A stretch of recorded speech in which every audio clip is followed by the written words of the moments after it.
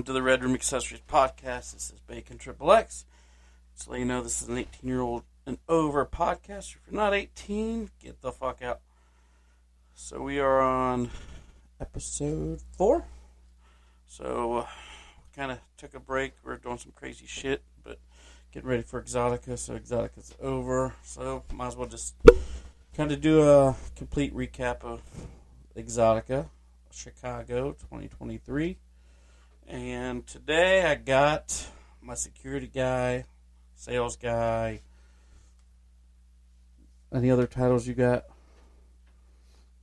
Skinny Dave with me today. So let's kind of kick it off with this will be what your third Exxxotica? Yeah, third Exxxotica. So you kind of started Exxxotica with us in what, Jersey, DC.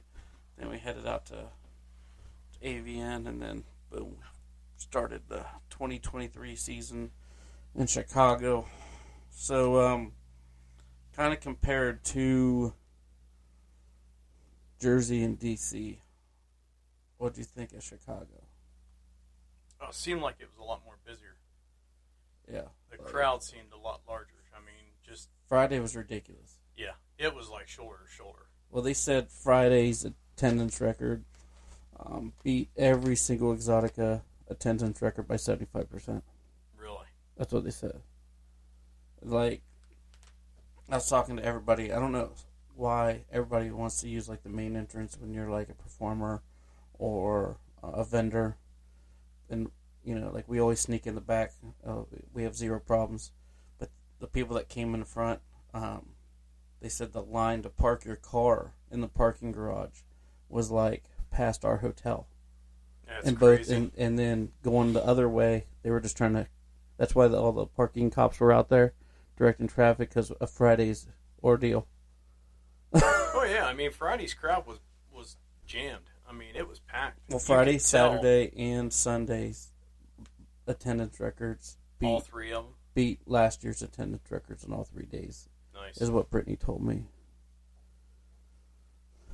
And yeah. it's compared as far as our venue space, you know that they used. How does that compare to DC or Jersey? I don't know. It almost seemed like it was a little bit smaller than Jersey.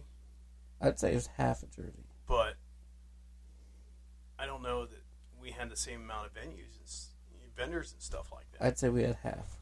You know, but it was easy to get around. Where Jersey was more spread out. You know, you walked.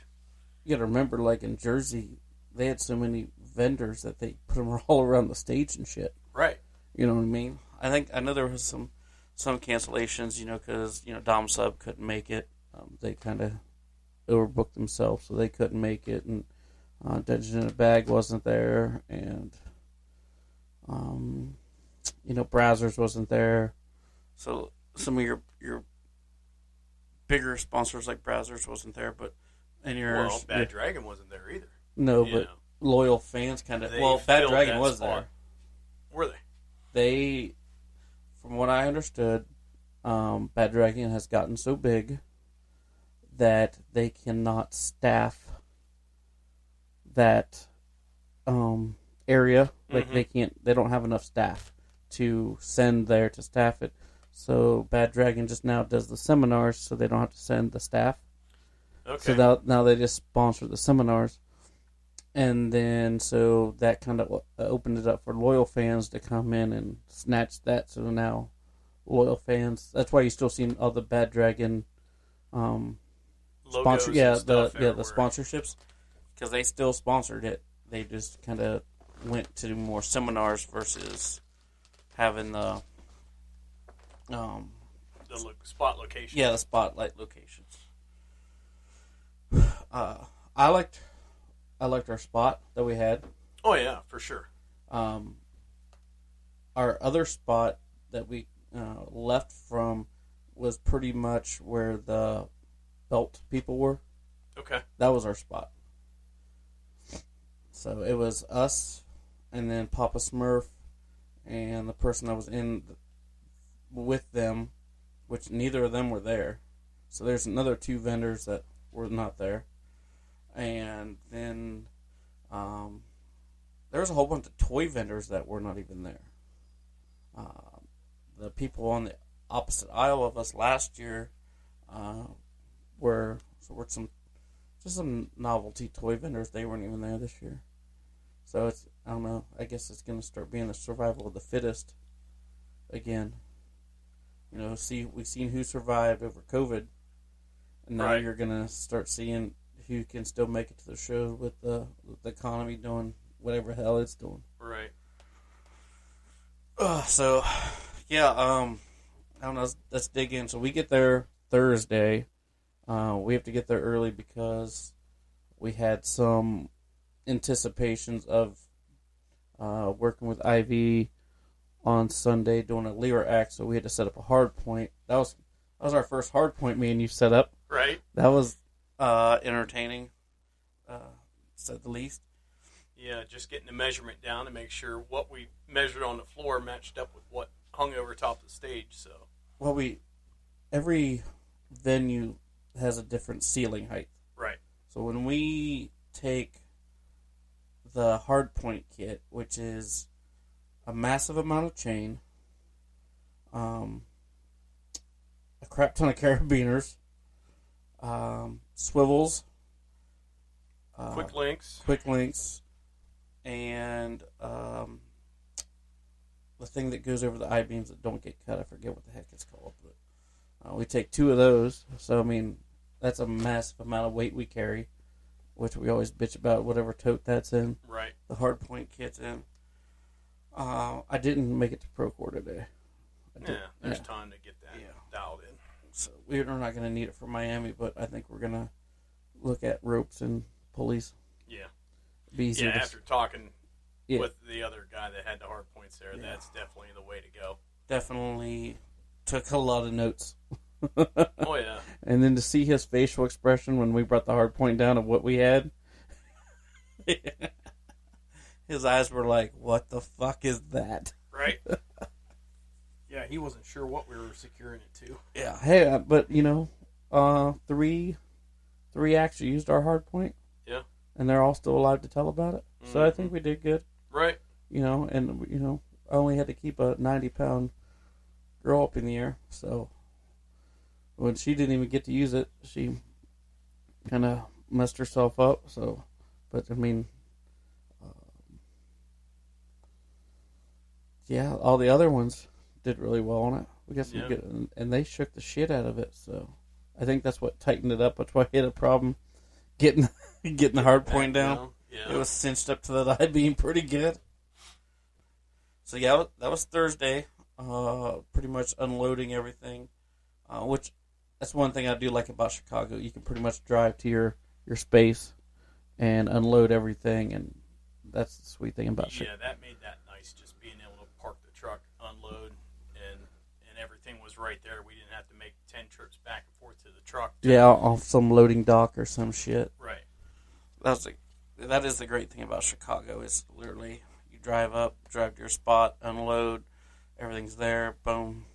I did notice, like you said, being on the second floor with the forklifts and all that stuff, you feel a little flex. Yeah, on the floor when them tow motors are cruising, it's like, the fuck. Right. But we had a pretty good idea of going into how we wanted it set up. We're starting to kind of run almost the same setup every time, since our booth package is now pretty much locked into, hey, we're getting a 20 by 10. You know, one corner is going to be build-a-flogger. Another corner has to be spanking bench. And then displays in between. So. You know, kind of doing displays in between. And then, you know, we did throw the curveball right at the end of taking that wall down. Right. Which I think helped. I think that helped, yeah. You know. I think we could have used that same concept if we were in the spot that we left. We would have had it two-sided at that point as well, right off the other stage where the belt people were. Yeah, but then it kind of takes you off that main aisle. Right. So being off that main aisle, we had a lot of traffic coming through there, so both directions. That going in and out of the stage, and then look at who we had in our aisle. Right. That also makes a difference. That makes a difference. It makes a big difference of who you have in your aisle, and having like cool booth neighbors. Yeah, Otto was definitely cool. Otto's cool. The couple that was across from us, we've worked with them before. They're super cool. Which I didn't know how to take him at first because he had whispered some stuff to Ron when I was doing my demos on Friday, especially when we busted out like the big paddle and stuff, and we literally had to like make barricades so people didn't get hit because they would literally just like walk right in the fucking middle of like a swing, and you're like, what the fuck? Yeah, it's a 6-foot paddle. How do you not see it being swung? So I'm like, what the fuck are you doing, man? So many people walked into my backswing when I was flogging somebody. I'm like, what are you doing? Right. Don't you see a crowd of fucking people and then no people? I wonder why you are now. I almost think we need to tape off like a swing area or something like that. So if you're in that and you get hit, that's on you. Right. And everybody gets to point and laugh at you for being a dumbass. But yeah, so Friday we opened up and it was just, as soon as they opened the fucking doors, dude, it was like swarmed.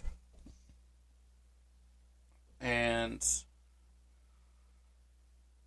boom, the stage shows kind of kicked off. Like I said, they had no idea that many people were going to sign up for the pole competition, the mixed exxxotica competition, the twerking competition. So it kind of started throwing all of the performances backwards. And then they ended up double booking me at the same time for the Kink Cafe teaching deal, which, thank God, it was so new that Friday was kind of like nobody knew about it. So there was, I don't know, I never walked over and looked of how many people were supposed to be in my class. Yeah. But at least, with the new show Friday, we only got to do one song with the new show Friday. I'm kind of glad in a way. I'm pissed that we didn't get to do the whole show because there was some hot fucking talent like ready to get on the stage, but I couldn't fucking hear. Right. With the mask on, I couldn't hear at all. Like, and I know you wanted to go latex with that, but I think paint is actually the way to go, so you have the ability to hear and everything like that. So, for the audience listening, I got with Exxxotica in the off season. We kind of had like a little meeting out at AVN of kind of what we wanted to do for stage shows this year. One of them was breaking world records. Another one, I wanted to do a play on Blue Man Group and become a red man and use humans as drums versus Blue Man uses drums to communicate with humans. So that was a play on that. I didn't want to do paint, so I was looking at other alternative options and kind of came across latex masks, and this was kind of like a latex foam mask, so it was a little thicker to boot, and it had this giant fucking slit down the back to kind of put your head in, and hiding it with the hood of my hoodie didn't help the hearing either. Right. So by the time we got on stage, like, we had exactly one song to close Exxxotica with. So I was literally throwing 4 songs, 4 different acts into a 2-minute song, and definitely found some flaws in that show. So that'll be an easy fix. Yeah, it's a learning experience every time you go up there with a new show. So going into Saturday, of course, we had to deal with the business partner that was hungover. Right. But I don't know. Let's go back. Let's go to the after party Friday night. It was good. Yeah. I like when they're at the hotel. I don't like to travel because now we have to get back and we're usually pretty drunk. At least I am. But yeah, Friday's after party, they were a little bit different than what last year. Also, we didn't know that there was another after party around the corner Friday. Right. So, right. Yeah, because we found that one Saturday. But I don't know. I like to network at the after parties. Right. I find myself, that's usually all the fanboys and all that shit are gone, or and you can kind of BS and be like, hey, let's do this, or hit me up at the show tomorrow, and right. And then also at that point, well, you also talk to people and figure out who's receptive to coming up on stage with you and stuff like that. True. If their availability is, if they're shooting their scenes, how they're, that kind of stuff too. So and that's kind of why I like doing. Takes time to line up as well. True, and that's why I kind of like doing shows, the stage shows at the end, because if you do them in the beginning, the girls don't like it because now they're rushed to get there. They also don't like having an empty audience, because when those doors open, you're trying to get people to the stage like as fast as you can, and the stage guys are like, let's go, like we got to stay on schedule, and you're like, fuck, there's nobody out there. Right. Well, and you've done a first show first thing in the morning before last time. We got DC. So at DC Sunday. show, you know what that side of it is like, being first instead of last. So. Right. I'd rather be towards the end. Well, and like we learned, a lot of the girls check out a little early to go start doing scenes and stuff like that. So, right. Maybe 4 or 5 back from the end might be the ideal the sweet spot. Yeah. To get girls on the stage, before they go off for the night and start doing scenes. Most of these cities are closing down at like 10. 10, yeah.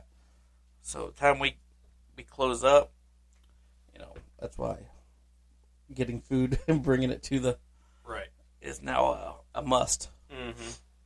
But pre-planning on that. Oh yeah, or pre-ordering to meet us. That's a live and learn thing. Definitely a live and learn thing. And I can't believe since the pandemic is kind of dying off that we're still dealing with restaurants closing at 10. Right.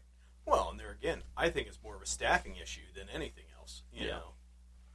Yeah, people don't want to work anymore. At the same time, I don't know.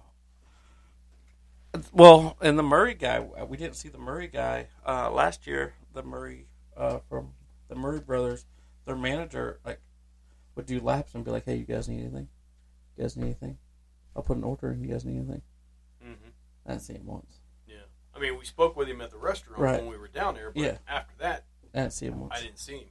So I don't know if he was off this weekend or what, but usually that brings him a shit ton of business.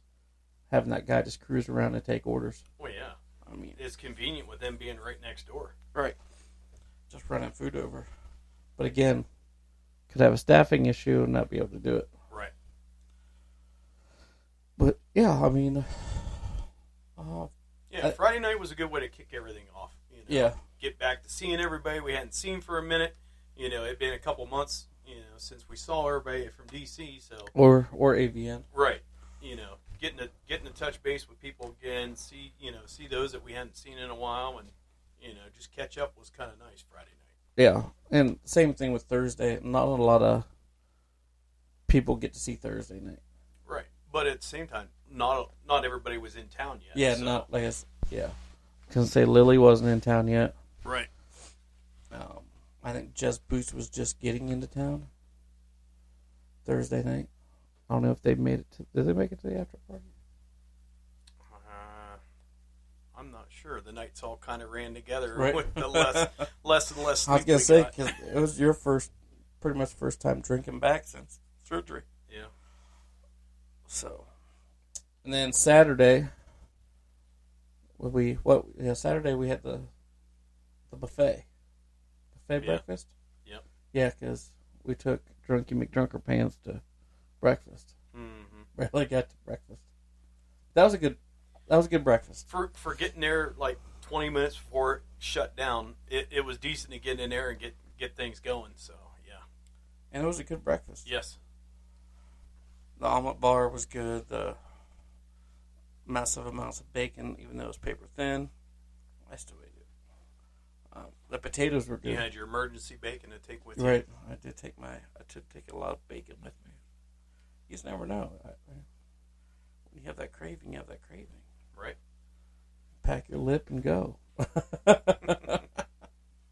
So Saturday's show kicks off at 2.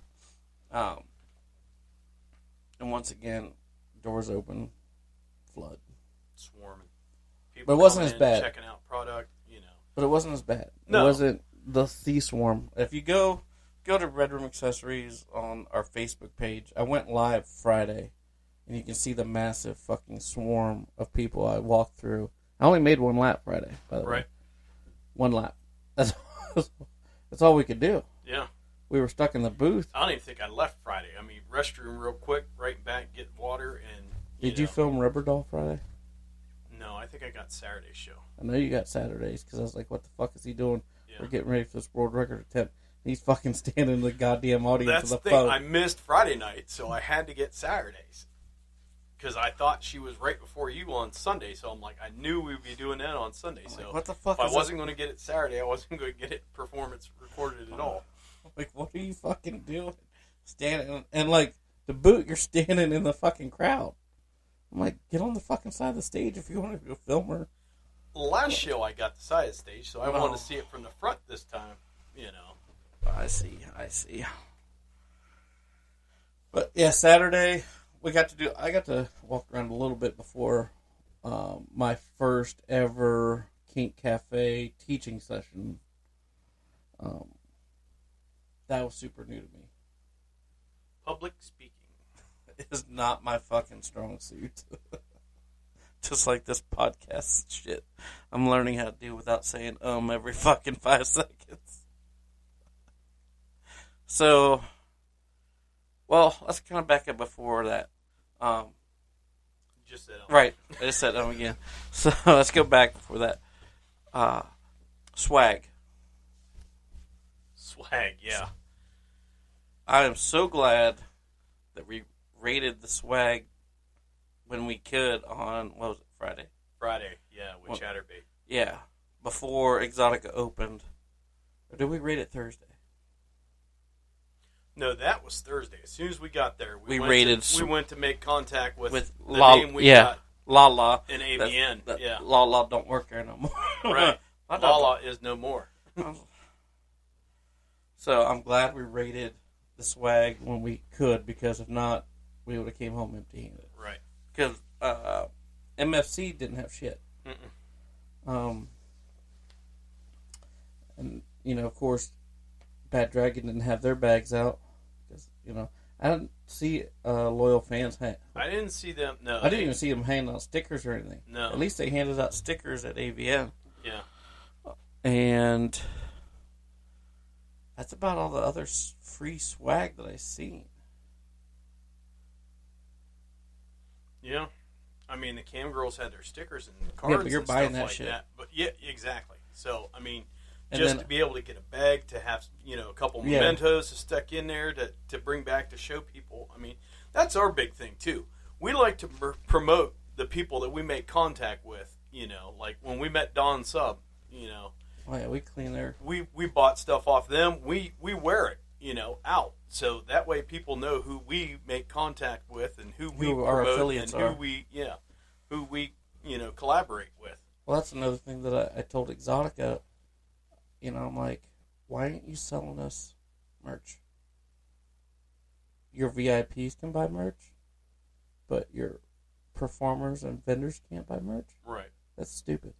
Yeah, I mean, we're not looking for our own separate stuff, but, give us the opportunity to help rep Yeah. you guys and I get was your like- name out there. And she's like, I kind of noticed that what you did with our hoodie. I'm like, yeah, I put, I left Exxxotica on there, but, I put Red Room Accessories on there. I put all of our Twitter accounts and Instagram accounts. And all your socials are on there in the ways website. to see you.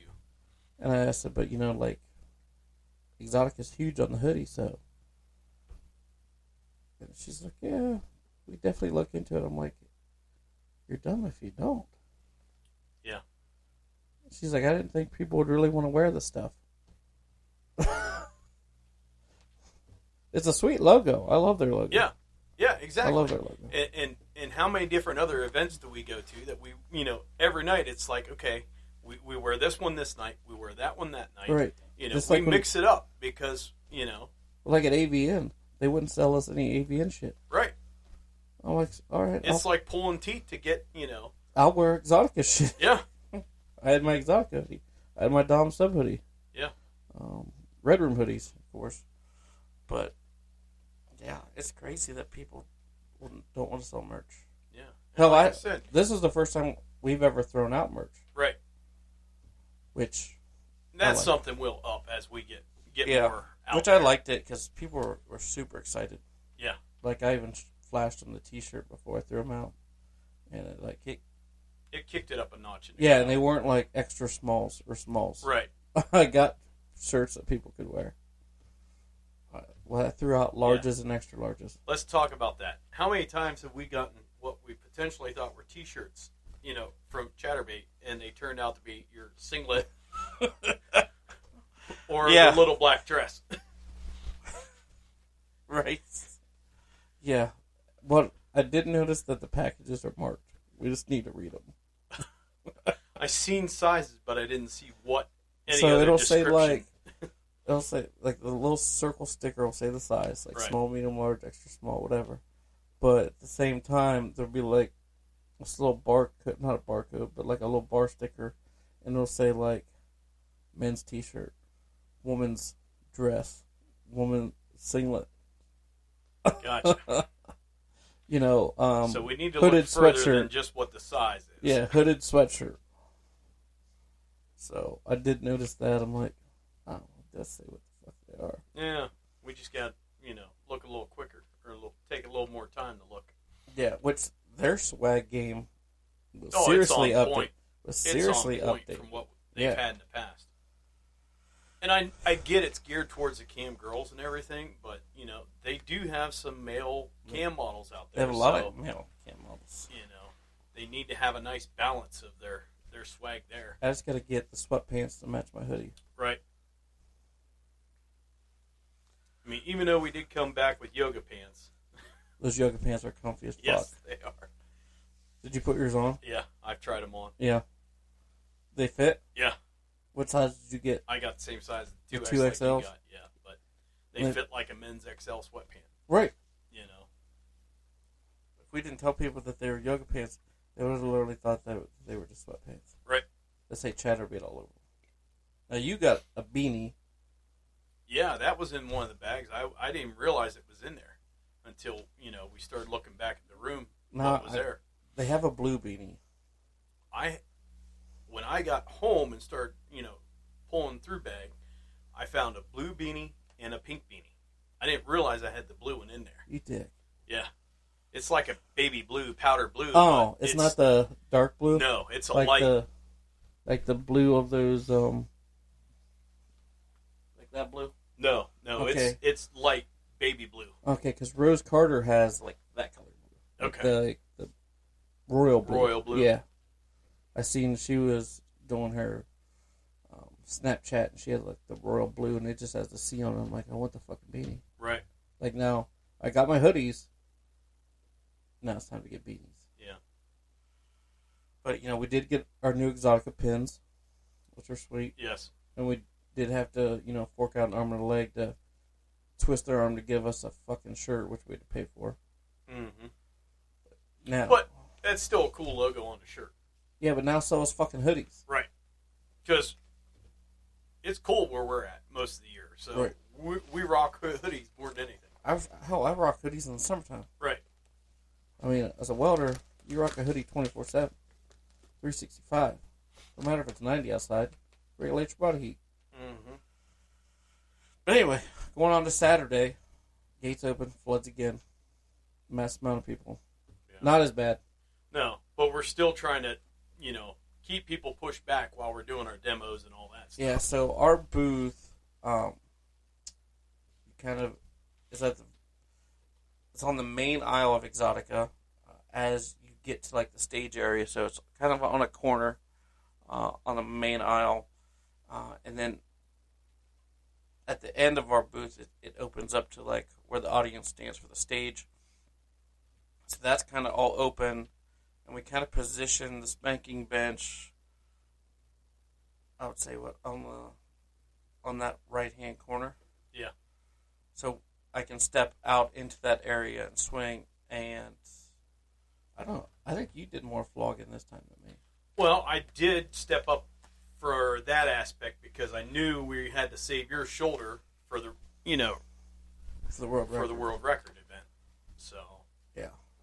My only thing was with being a lefty, I was backwards and I kept stepping into the X display, and I was like, oh, because the way it was teed off originally, it was, yeah. I moved it later on in the evening to where it was more compacted a little bit to where I could step in there.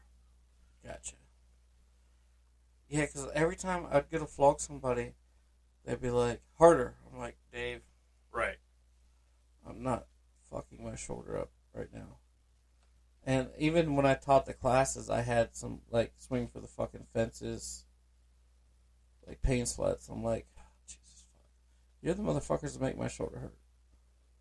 Well, and that's the thing. I had to switch floggers up if they wanted it harder, because mine is designed strictly to massage. No matter how hard I swing that thing, it's not going to hit with enough impact to hurt. Right. Yeah, there's people that like cut me, and I'm like, this ain't this show. This is like a learning. We're teaching and learning. We're educating. Yeah. Introduction for new people to, right. Step into this. I don't even think over in the dungeon that they had anything that crazy. Because my one stalker was a pain slut. Yeah. Yeah. She went over to the dungeon and they didn't even have anything like. I was like, go in the parking lot and get hit by a car. Right. And that's. Yeah, I mean, we do impact play, but we don't do heavy impact play. You scare the noobs away. Pleasure impact. You scare the noobs away. Right. You start swinging for the fences. Yeah, it makes good, like, social media content. Right. But the newbies that want to try it for, like, the first time, that are very interested, that are probably going to turn around and buy it, your products, like, oh, I like that. You're just going to scare them away. Right. And I get we have to appeal to everybody, but there's a time and place for that. Exactly. We rep and vend at other shows that are more towards that type of impact. Right. Yeah, I was like, fuck. So Saturday, it's cruising. I do a couple laps, kind of check out the exxxotica at sea stuff. So, yes. So exxxotica next year is gonna do a cruise. Gonna leave Miami, Florida, kind of go to the Bahamas, and then kind of back to Miami. A little 5-day cruise with, was it Virgin? Yeah, Virgin Cruises. So,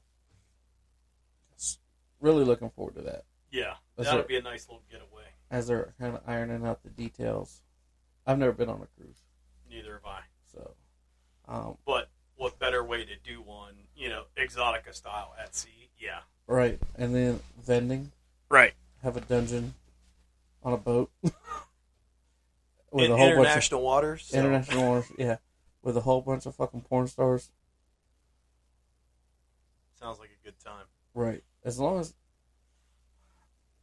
they do their homework, which I know Exotica will, but with the background checks and who's on whose stocking list. I know Exotica usually does a really good job making sure that stalkers are not allowed in the buildings. So hopefully they really step that up with don't let them on the fucking boat. Right. Or else people will be getting thrown overboard real quick. Right. Yeah, because I've seen Jeff hurl some fucking people. He had a busy week. Yes, he did. He was all over the place. Yeah, usually he stops and bullshits a couple times, but I hardly ever see him. No. So, yeah, kind of do some laps, do the Exotica Sea thing. Say hi to the cam girls. Ivy, Just Boots, AJ Peachtree, Danny was there. Nami was there. Nami. Yep. Was it Fatal Goth? Mm-hmm. Fixed her bunny. Oh, yeah. Fixed her bunny. Was it Sunday? Yeah. Saturday. I do some bunny repairs. Right. On the fly. That's all I could do. That had to be Saturday. Yeah. Maybe it was Sunday after we got there from Home Depot when we were trying to get that new paddle. Yeah, since breaking 2 paddles back-to-back nights. Yeah. Well, we're not there yet. Yeah. So enter the teaching. Which did you ever go over to the teaching? I didn't make it over there because I didn't want to leave Ron in the booth all by himself after Friday nights. Escapade. When we went up to do your stage show and left him unsupervised. Yeah, unsupervised with moonshine was not a great idea. Right. So I mean, it was you had the dungeon set up, and then there was like a little booth and like a little walkway in there, and there was like a shit ton of chairs, and there was like tables in the back, and like this dinky ass little fucking stage. Okay, and like they had a PA system on it, and you know me with public speaking is super fucking new. So I get there, me and Ron walks me over. We get there Saturday, and it's fucking packed. Like every fucking seat is full. Really? And I'm like, what the fuck? Word got out quick. I'm like, great. And he's like, you want me to go get Allie? I'm like, yep. I was like, because you're no use to me right now. I'm going to need an ass. Right. Which the girl that was kind of running the booth, she said I could borrow her ass. Yeah. And she was hot. She was super hot. Which we just kind of got tagged in her videos, too. Really? Yeah, she kind of like cruised through the dungeon and kind of did like a dungeon walkthrough and a Kink Cafe walkthrough, which she tagged us. Pretty nice. And she was a local, too. Oh, yeah? Yeah, so I kind of picked her brain about the local kink scene. Yeah. That's always good to find out what the local scene is. I mean, it's all underground. We've talked about different places like, where were we? D.C. We found about Crucible. Yeah. We were going to make the drive for that, but just didn't have enough time to make it out there. So that's something in the future we need to find, once we get there, we're ahead of time. 2 vehicles. Yeah. Find out where the local shops are, go do some FaceTime with their owners, get kind of layout of what the area is like as far as what everybody's into. Right. We were going to do that at Vegas too, and it just seems like that always slips away, that we don't have enough time to get that accomplished. Right. So by the time we get out of the show, it's super fucking late. We're right. trying to fucking get food, trying to make it to the after party. And then we were also, this time we had the shine off. Right. So that was new for us. So we had a whole bunch of liquor. Mm-hmm. We kept toting around figuring out when the hell the shine off's going to be. Because I didn't have Jess Booch's contact info.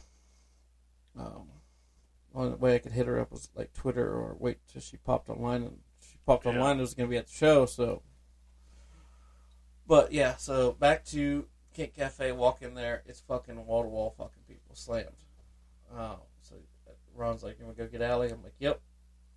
So Allie comes over, and I'm on this little dinky fucking stage. Like it couldn't be no bigger than like a 72 by 72, like 6 foot by 6 foot, whatever. Yeah. And this fucking PA, and of course the PA's off. Has this fucking wired mic. So I'm like, put my flogger down. Of course, I'm like in all my show gear. Put the flogger down. Turn the fucking flashlight on the phone. I'm like flipping this thing on. And it's like, bang! I'm like, fucking. So Allie comes. We throw a chair up on stage. And I start talking. Right? Now, like, normal microphone, you can keep it away from your mouth. This one, it was like one of the ones you had to put your lips to the microphone to make it work. Really? Kind of like one of the karaoke ones that are hooked up, to the speaker itself? Yeah, or... exactly. Okay. And I kept getting yelled at because I would pull the microphone away from my lips. And the speaker was behind me. So I'm trying to talk about floggers. People in the back can't fucking hear me. I don't know. The girl that's running the thing, she keeps like telling me to fucking put it closer to my face. Deep throat the mic. Right. Throat the mic. And I'm like, I don't have to deal with microphones when I do stage shows. Right. I don't have to deal with microphones at like the clubs because it's a conversation between me and the wife, and then me and the husband have a conversation. Then I check on the wife as I'm flogging her, so I don't need to project my voice out to like a fucking crowd. But now that I'm doing podcasts, now I'm learning about distance between my mouth and this fucking microphone. Well, did you have to compete to speak over the PA system of the stage and all the music there? I mean, because if you're at where I think you're at, you're almost directly in line with the sound system, so exactly. It's blowing right over top of you. Yeah, we were dead across from the fucking, so yeah, we were competing with that, and then finally, the guy kind of running the dungeon comes in, moves the fucking speaker, and he's like, put the fucking microphone to your goddamn lips. And I was like, okay. And then, do the kind of explain everything, the different styles of floggers we build, the different materials we use, why we use the handles we do.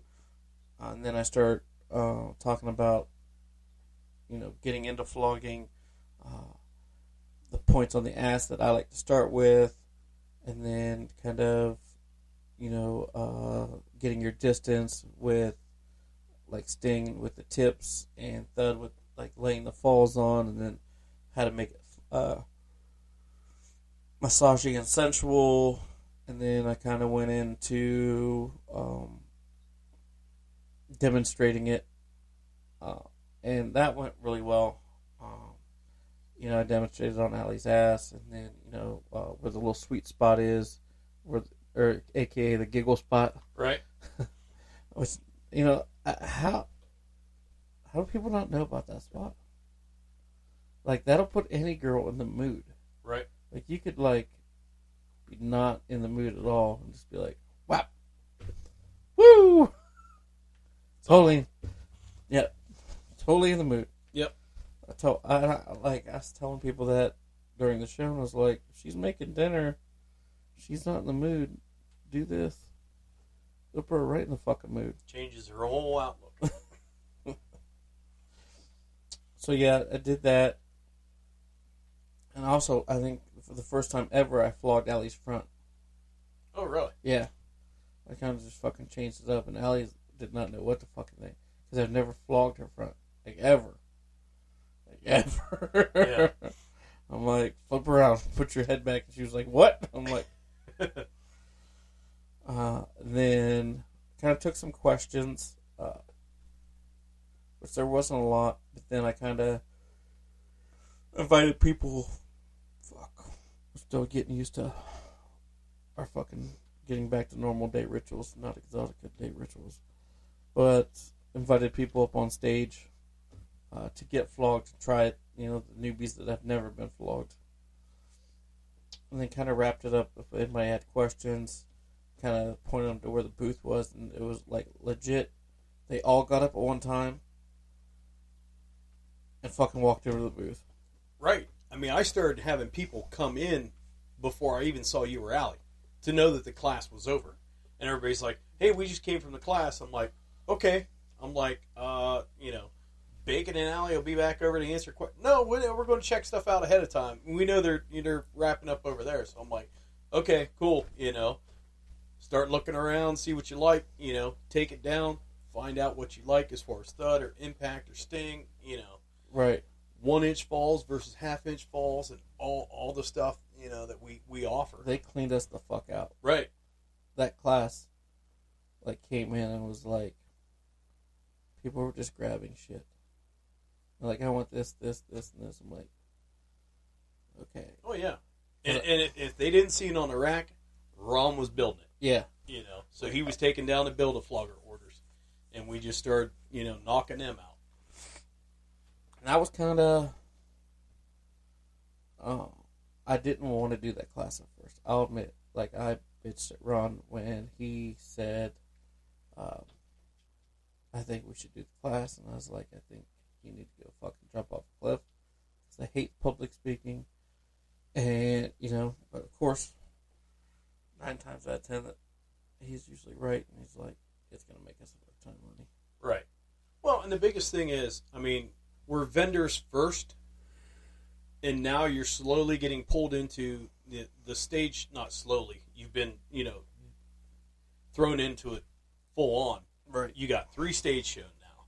Now you're doing it at Kink Cafe, Now he wants me to do seminars. Right. It's getting you out of the booth, but, at the same time, your face needs to be at the booth, right, as well, because they recognize you when they see you in your outfit.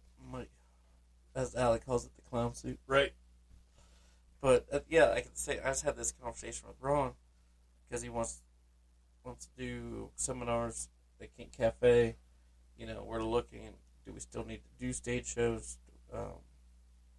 Is it benefiting us to do stage shows versus all that other stuff? And then, my time is now getting more valuable with where it needs to be. I think you still do at least one stage show to bring your girls up on stage with you. Right. To kind of thank them for, being with us this entire time, Because I know I'm not going to have Ivy in Miami. Right. But, Danny. Taylor. Is Taylor going to Miami? Well, no. I thought she said she wouldn't be at Miami, but she'll be at Jersey and thinking about going to D.C. Right. So I'm probably not going to have Taylor at Miami, but I'm going to have the new girls. Yeah. At Miami. Right. And I'll be shooting content. That's going to be a new one, too. Well, there again, shooting content, How is that going to affect you for the next day? That kind of thing, too. My balls will be drained. So. Because she is what you call a free use girl.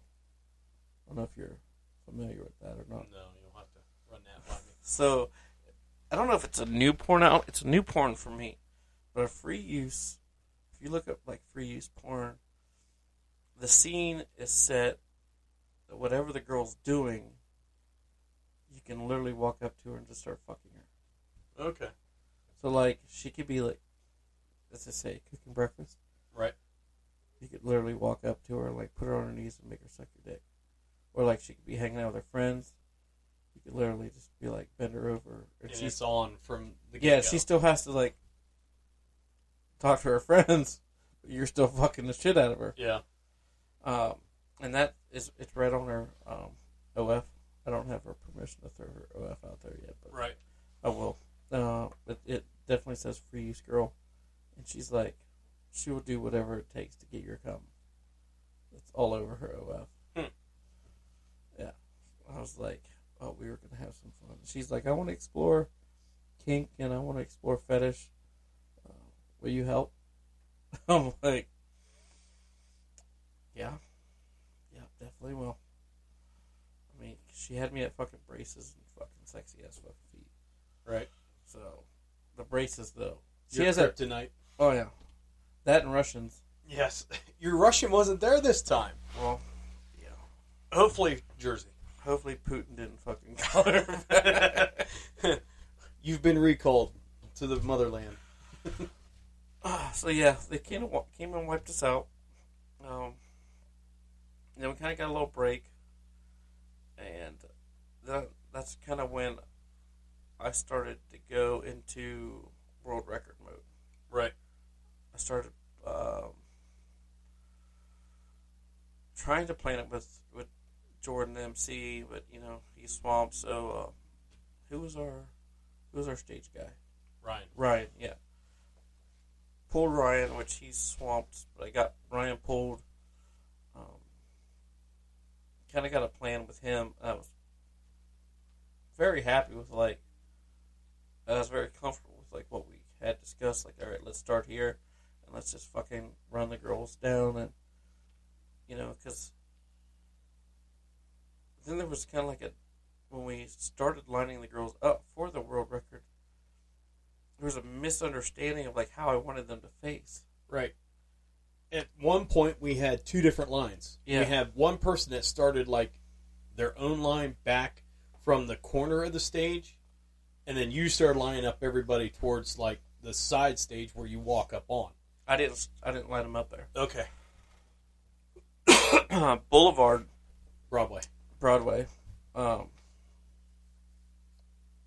That's where he was lining the Miss Exotica girls up at. Oh, so he was doing his job, right? Getting his girls in line for the next act, which was the Miss Exotica competition. So he had his 10 girls lined up. He's like, just start here. So that brought the line from the corner of the stage to the side of the stage, and so now that added 10 more girls. Right. But at the same time, has now clusterfucked me back into a corner.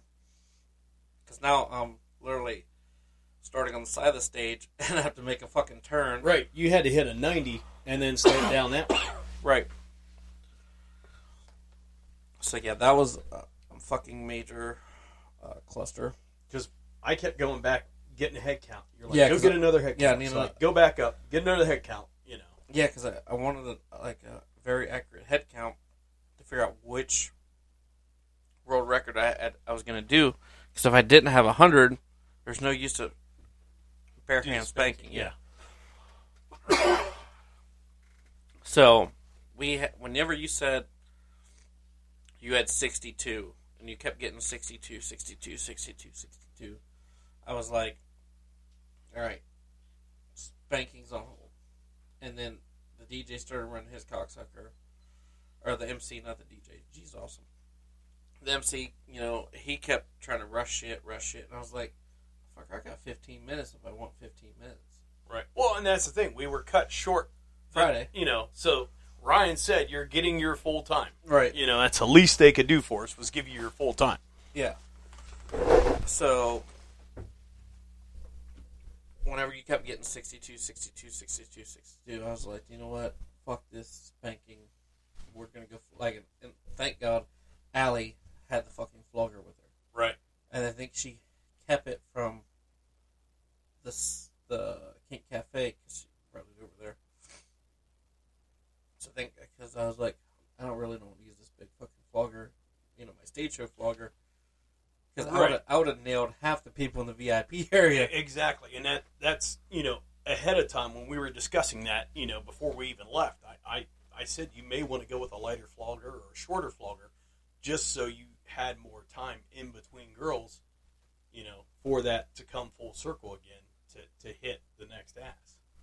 So I was like, you know what? Let's just go. Let's shut him up. Let's get this world record done.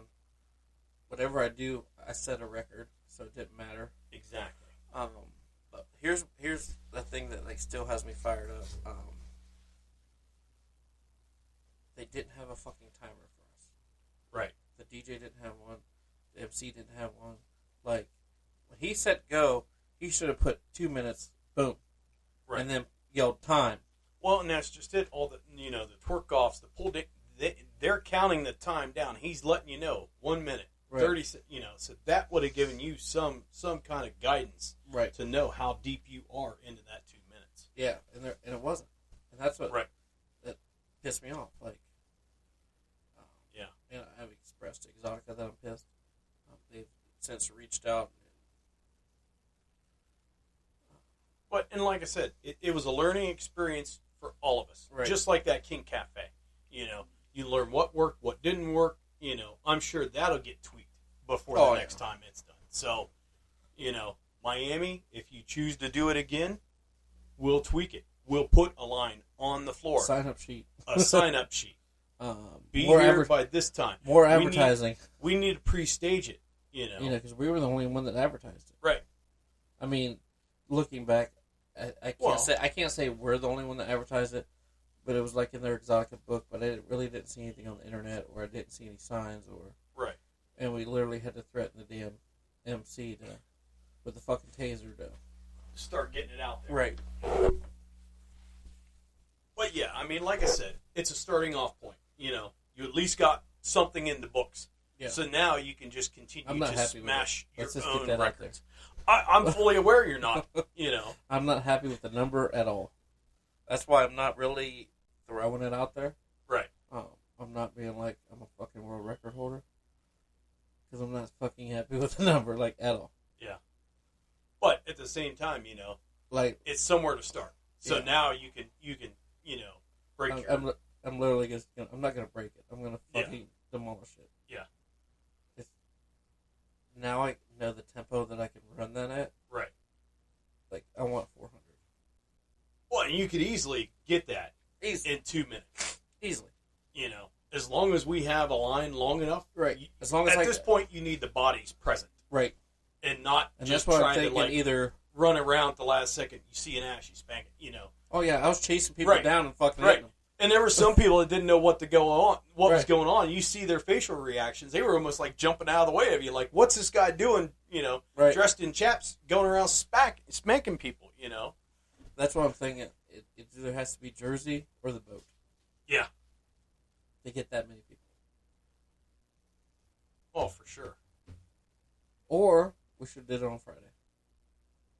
For ladies' night. Friday would have been an ideal night, but I think, you know, how do you promote it unless you promote it from the opening door on Friday and push it? Well, it could have been all over their website. Right. It could have been, you know. Yeah. Well, that's the thing. Ladies are getting in. Why not come in, line up, be part of this, you know, right, for Friday night? And originally it was a Friday night plan. When we first planned it, it was Friday night. Yeah. So, I mean, I'm excited that I'm a world record holder. Don't get me wrong. Like, very humbled. I don't like the fucking number. Yeah. The number is what it is right now. That doesn't mean it's going to stay that number. Right. It will be fucking annihilated. Not shattered, not broken. Fucking annihilated. Both of them will be annihilated. Well, yeah, because once you do one, you can run it back. Right, I have four. I can do 4 minutes out of 15 minutes. Right. And then I gotta get with the sexual records people and figure out the largest flogger, the world's largest paddle, the most sexual records broken at one time. Yeah, there's all kinds of things to start, looking at and just knocking off the list until it's your name, Red Room Accessories, across the board. All of it, yeah. You'll sweep the podium at that point. So for the record we set. I'm saying we set. It's not a me set thing. It's a we set thing. I couldn't have done it without all you guys. So that's why, everyone's like, you're a world record holder. I'm like, no, we're a world record holder. Red Room Accessories is a world record holder. I'm just the guy that had the opportunity to do it. We did it as a fucking company. It's a Red Room Accessories world record. I couldn't have done it without Ron and Allie and you, and organizing people. And Allie was trying to get people lined up. Ron was managing the booth. And I think he even came out and started organizing people too. Yeah. You were giving me massive fucking head counts every 5 minutes because I'm running around, dealing with the asshole MC at the time. trying to get people. Ivy's running around, Danny's running around. Right. Those guys. Massive fucking kudos to them all the time for helping us out. Well, and then once we went live and started recording, I'm kind of like watching your path because I see this chair sitting there that came out of nowhere. I'm like, chair, I just boot that fucking thing because I'm going backwards. Exactly. I'm trying to be your eyes at that point. Yeah, I'm not going forwards. My biggest thing, I was worried somebody was going to walk out of that VIP area and just take you out. Yeah. Not seeing what was going on. All I know is like my leg hit it, and the next thing I know, I donkey kicked the fucking chair. Right. Because I'm worried about making sure my flogger makes one rotation per ass, per person, and go. Per ass, per person, per ass. Wow, wow, wow, wow, wow, wow. And then I feel my leg fucking hit a chair, and it was like my right leg that I remember. As I'm going, my right leg hit it and I donkey kick it. I don't even know where the fuck the chair went. Right. It kicked back up into like VIP area. I'm just glad somebody wasn't sitting in it. That would have really thrown a wrench. Well, all I hear is, "Hey," because I'm yelling "move" right at this point. Because somebody stepped out of the crowd, like a boyfriend or husband or whatever. Stepped out of the crowd and got in my way, and I'm fucking yelling "move," and then I feel a fucking chair, and I just donkey kick that fucking thing. Yeah, and then I run out of acids, so now I'm chasing people down, right? Because I don't know my time. And then someone yells time, and I think I'm done. I'm like, okay, I I'm done. And then we review the footage. Was it 82? 82. 82 and a minute 16? Yeah. And I'm like, minute 16? What the fuck is a minute 16? Right. I have 2 minutes to do this. So that, put a fucking fire under my asshole. But, it's a record. I'm happy with it. I'm happy that we set a world record. I'm happy that we got one in the books. Like I said, I'm not happy with the number. I'm not happy with how it went down. But live and learn, build off of it. I'm glad I got it off my chest. I'm glad Exxxotica called me, and we got to talk it out. I took it a day or two after they reached out to collect thoughts and let my emotions talk to me. Right. And they're like, no, just let it out. I'm like, yo, you don't want that. And my business partner's like, I'm kind of proud. You're learning. Usually you just let shit fucking fly. Right. I was like, well, I'm trying to be professional for once. Right. And not just being like, fuck this shit.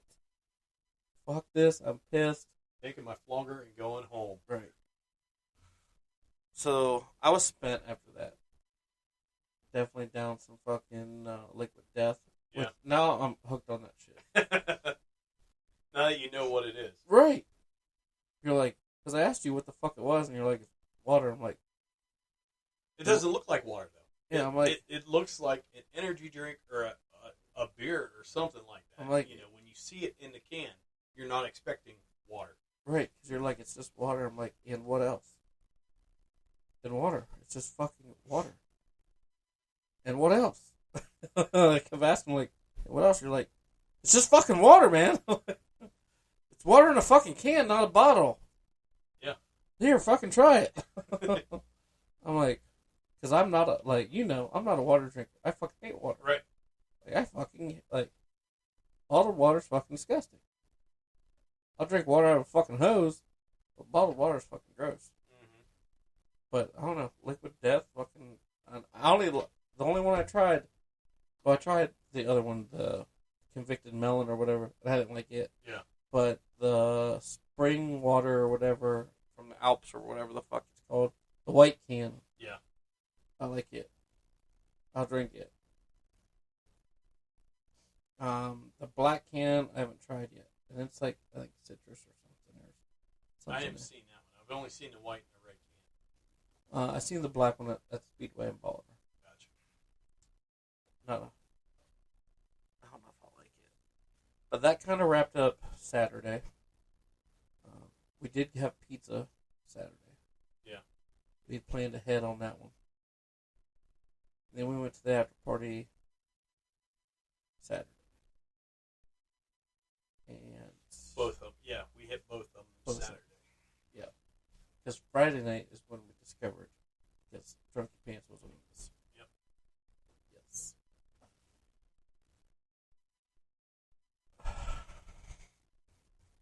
After party.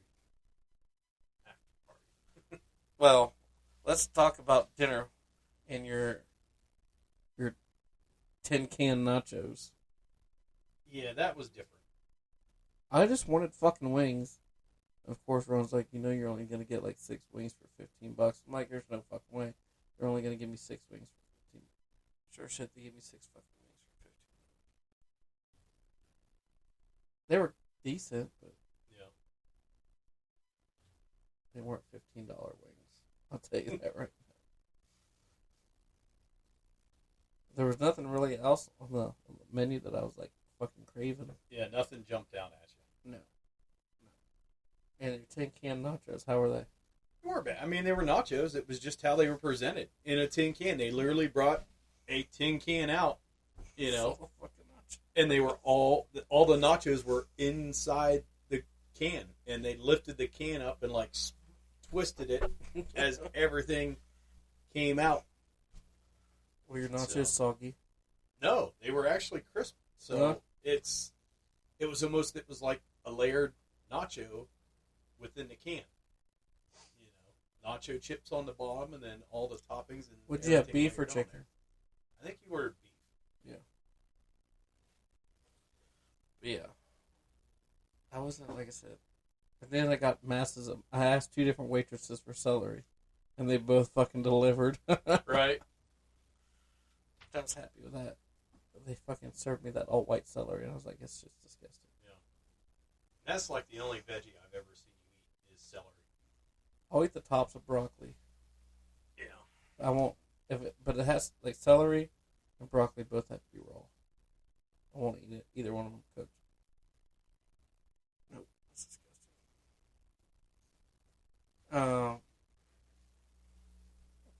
Saturday's after party, we kind of. Oh, that's when Victoria Peaks decided she was going to sneak us in to Chatterbait. Right. So let's talk about that. The staff service elevator. So shout out to Victoria Peaks. She's kind of became a friend over the last couple exoticas. Yeah. She has a thing for Allie.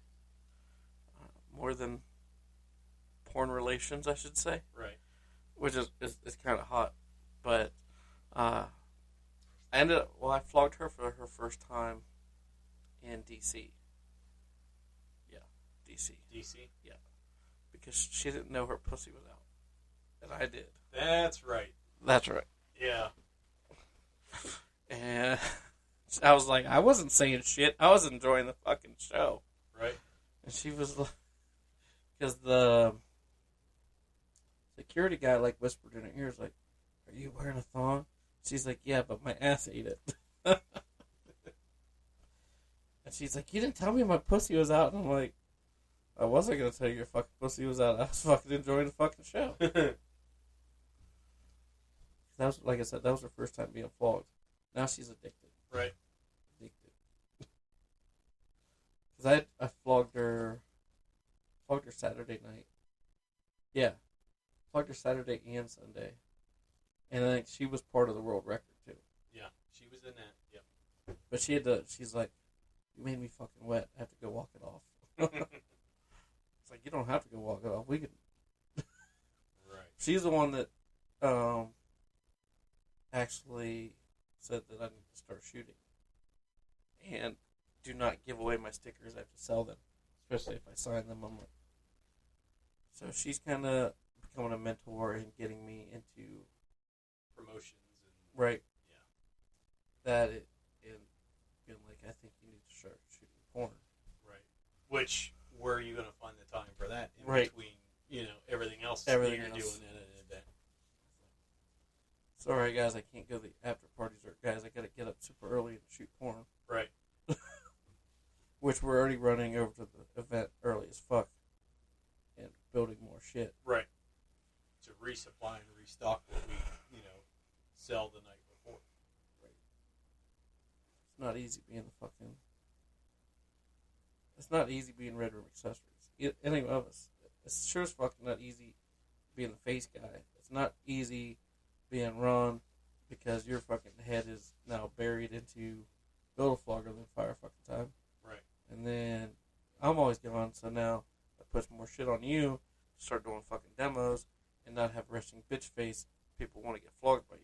Right. And I'm learning to smile more and interact with them more, and where I'm not super focused on seeing my spot and where I need to land the falls to not. I had somebody ask me, how long is it taking you to learn, what you're doing? I said, about a year and a half, year and a half to feel comfortable and confident enough that I'm not going to hurt somebody or have the falls wrap around more than they should and smack them in the thigh or come around and hit them on the hip or any of that kind of stuff, to where they have a good positive experience if they've never been flogged before, because it takes a lot for them to come up, especially in a show atmosphere, to put themselves on that spanking bench in front of a big crowd, because when somebody's getting, flogged, the crowd stops and watches it. Yeah. So no matter if she's 90 pounds or 900 fucking pounds, right, they want to see somebody get spanked. Yeah. They don't care if it's a dude, a chick, midget, furry, right, whatever the fuck you are. I seen a pony get fucking whipped by a crop while somebody was riding it. Yeah. Human pony play person. But yeah, so it's definitely, and like I said, there's only 4 of us. Yeah. So it definitely, I say this trip is the best we've ever all 4 jived. Yeah. Because you were still super new in fucking DC. You were extremely fucking new in Jersey.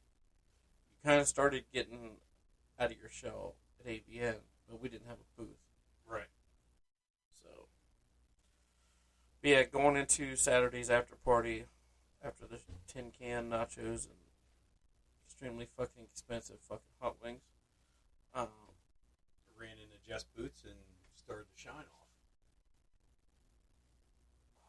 No, we went to Chatterbait first.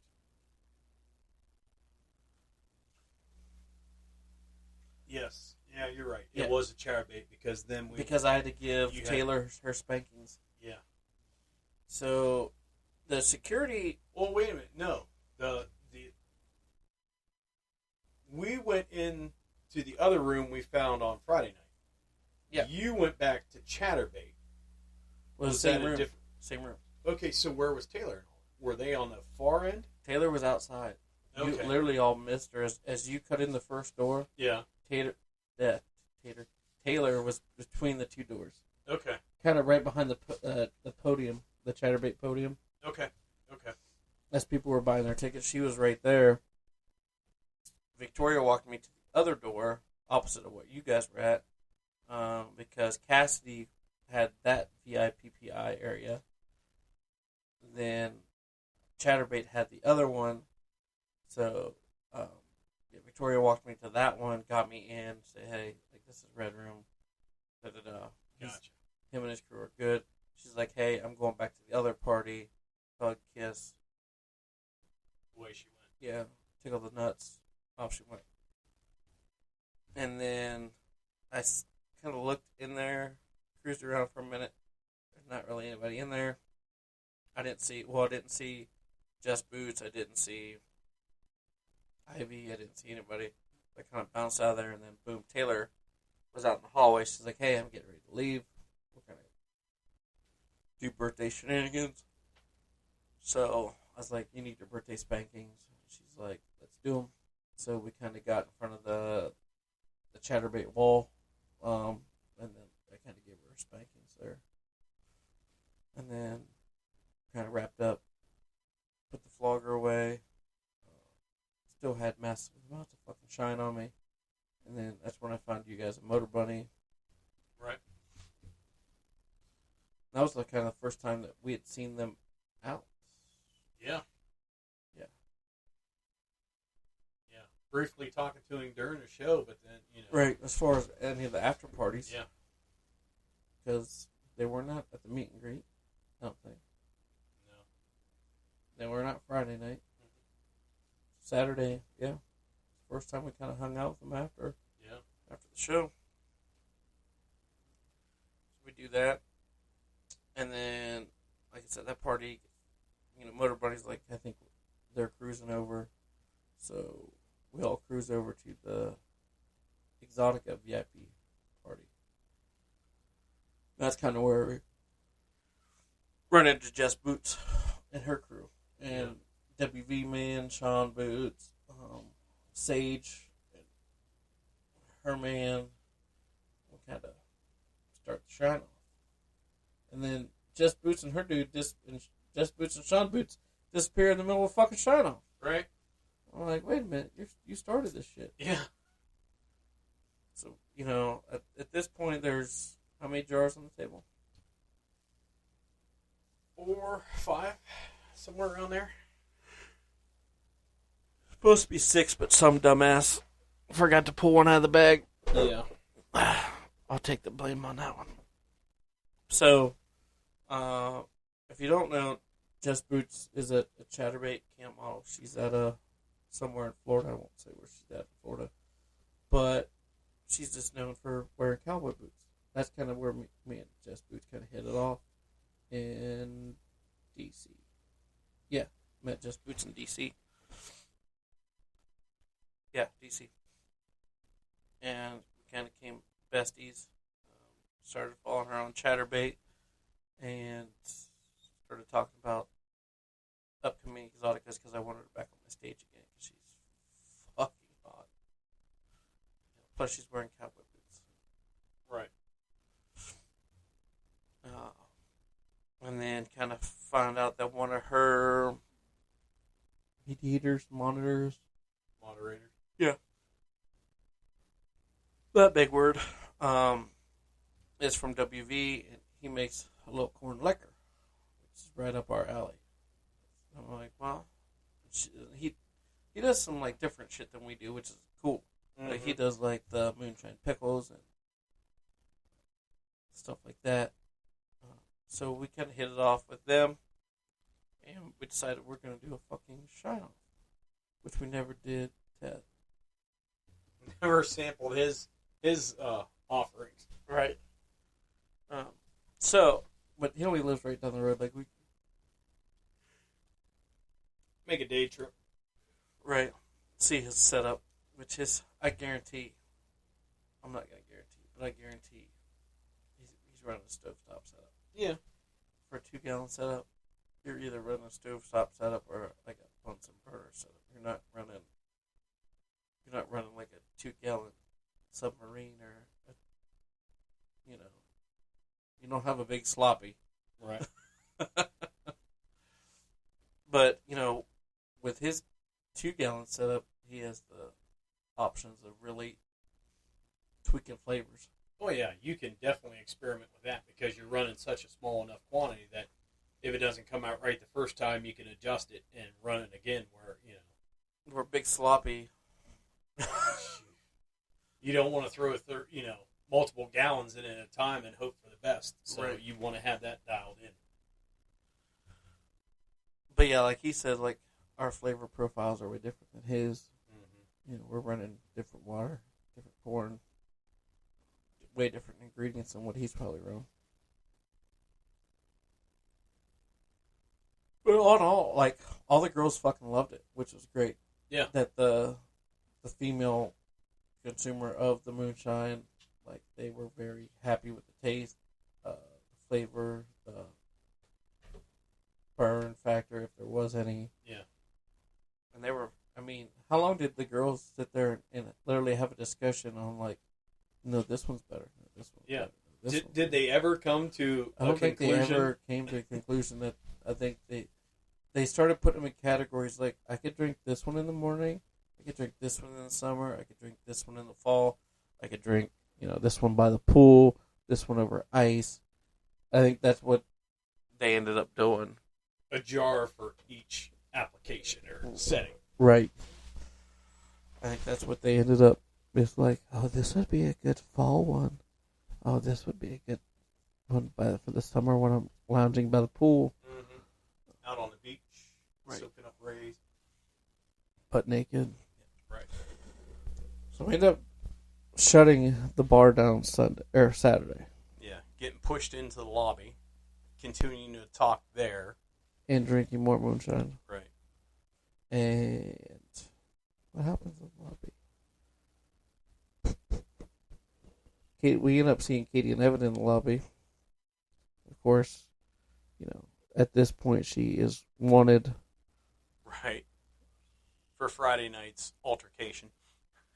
Thursday night's altercation. Or no, yeah, Thursday nights. Thursday because the nights. bounty went out on Friday. Yeah, Yeah. Thursday night's altercation of not paying to touch Ron's butt. Yep.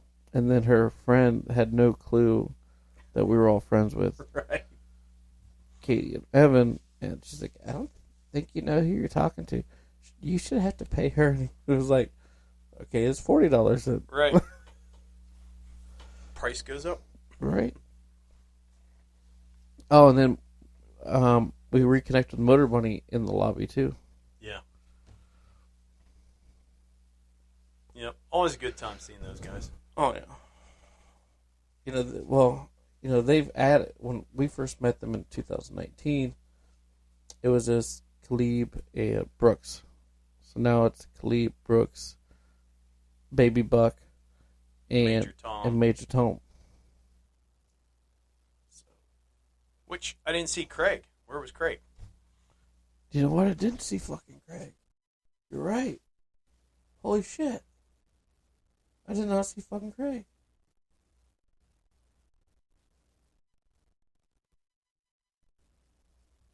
Have to check into that. Because I didn't see him around the booth either. I thought I seen him around the booth. I'll have to watch my video and see if Craig's in the booth. Yeah. Yeah. I was pretty sure Craig was in the booth. Don't quote me on that. But that kind of throws us into Sunday, wrapping Exxxotica up. And we'll start wrapping this video up too. But that kind of wraps going Sunday. Sunday's a super early. The show starts at 1, ends at 6. Short show. Yeah. Kind of chill, laid back. Everybody's, Yeah. hitting E on their fuel tank. Right. Everybody's finishing up, filming, doing scenes.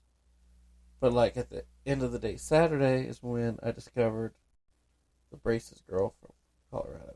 Right. And flogged her for the first time. Took that virginity. Took her flogging virginity. And then kind of reconnected with her Sunday morning. Her and Taylor. Taylor was kind of feeling pretty good from her birthday shenanigans. Festivities. Yeah. Yeah. Which, I mean, if you're going to have a birthday, why not have it during an Exxxotica event? No shit. No shit.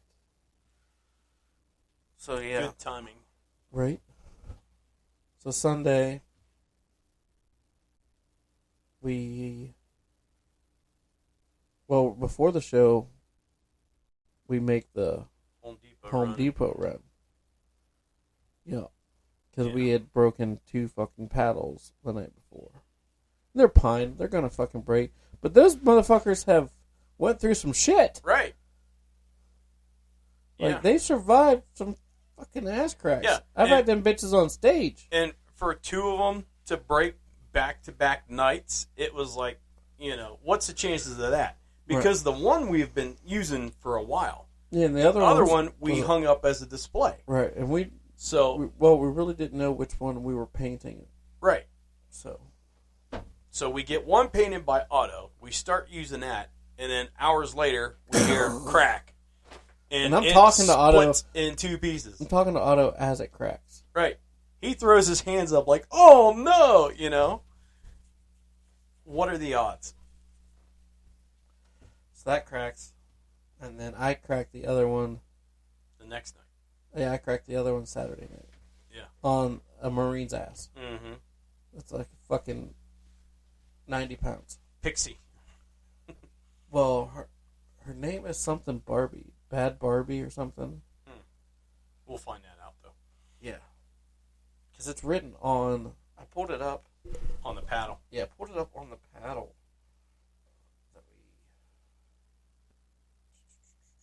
So, yeah. We break 2 paddles. Sunday, we're on the hunt for a more durable paddle. So, we're in Home Depot trying to figure out wood selection.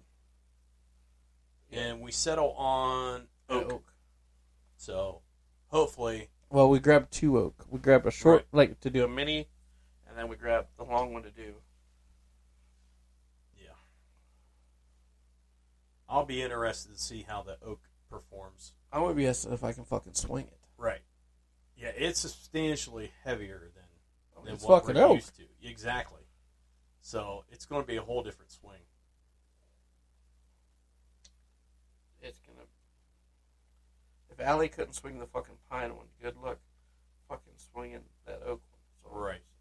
I'm just thinking of the transfer of momentum, you know.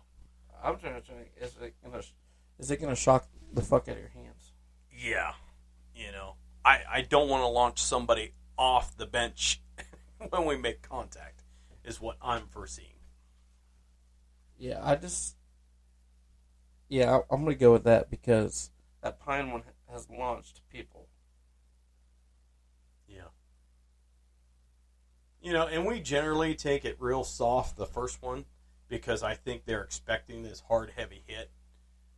You know, there's been times we've done a Happy Gilmore approach. We've taken a couple steps and then just swing up and gently tap them. You know, and then they're like, okay, it's not so bad. Then, you know, they're like, do you want a harder one? And we give them a harder one. Right. You know? And then there's some that want hard right from the get-go. Like we said earlier with the flogging, you know, everybody is at a different impact threshold as far as what they're used to having. So we have to be everywhere in between and have a little bit of communication ahead of time. Have you been flogged before? Have you been paddled before? What is your level of impact? How hard do you want to go? You know, where are you at with this? And they generally give us a good understanding of what they do on a daily, you know, play, how hard they get in their style of play. And then there's other times I've never been flogged before. I've never been paddled before. So I'm trying it for the very first time. So there again, there's a lot more communication in that. You know, this is what we're going to do.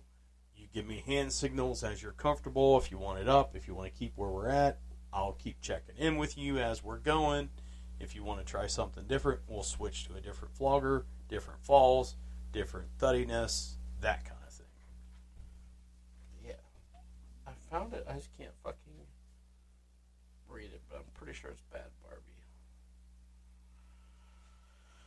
But yeah, I'm excited to see how the oak board does. Yeah. In the mini. Yeah. That's going to be good. So, yeah, Sunday, kind of kick it off. Otto starts painting the oak one. I have to go fix at the same time, I'm kind of cruising around trying to grab swag. You guys out there that are going to place these orders in, because y'all get some free swag with the first 5 orders on our website. And boom, I get pulled to a Motor Bunny crisis. And it's put by Fatal Goth, right? Yeah. Yep, Fatal Goth uses a Motor Bunny for chatterbait. So you tip tokens and you kind of control the bunny for a certain amount of time. Depending on how much you tip, I'm not sure what her tip menu is off the top of my head, but yeah, you literally, and I forget what her friend's name was too.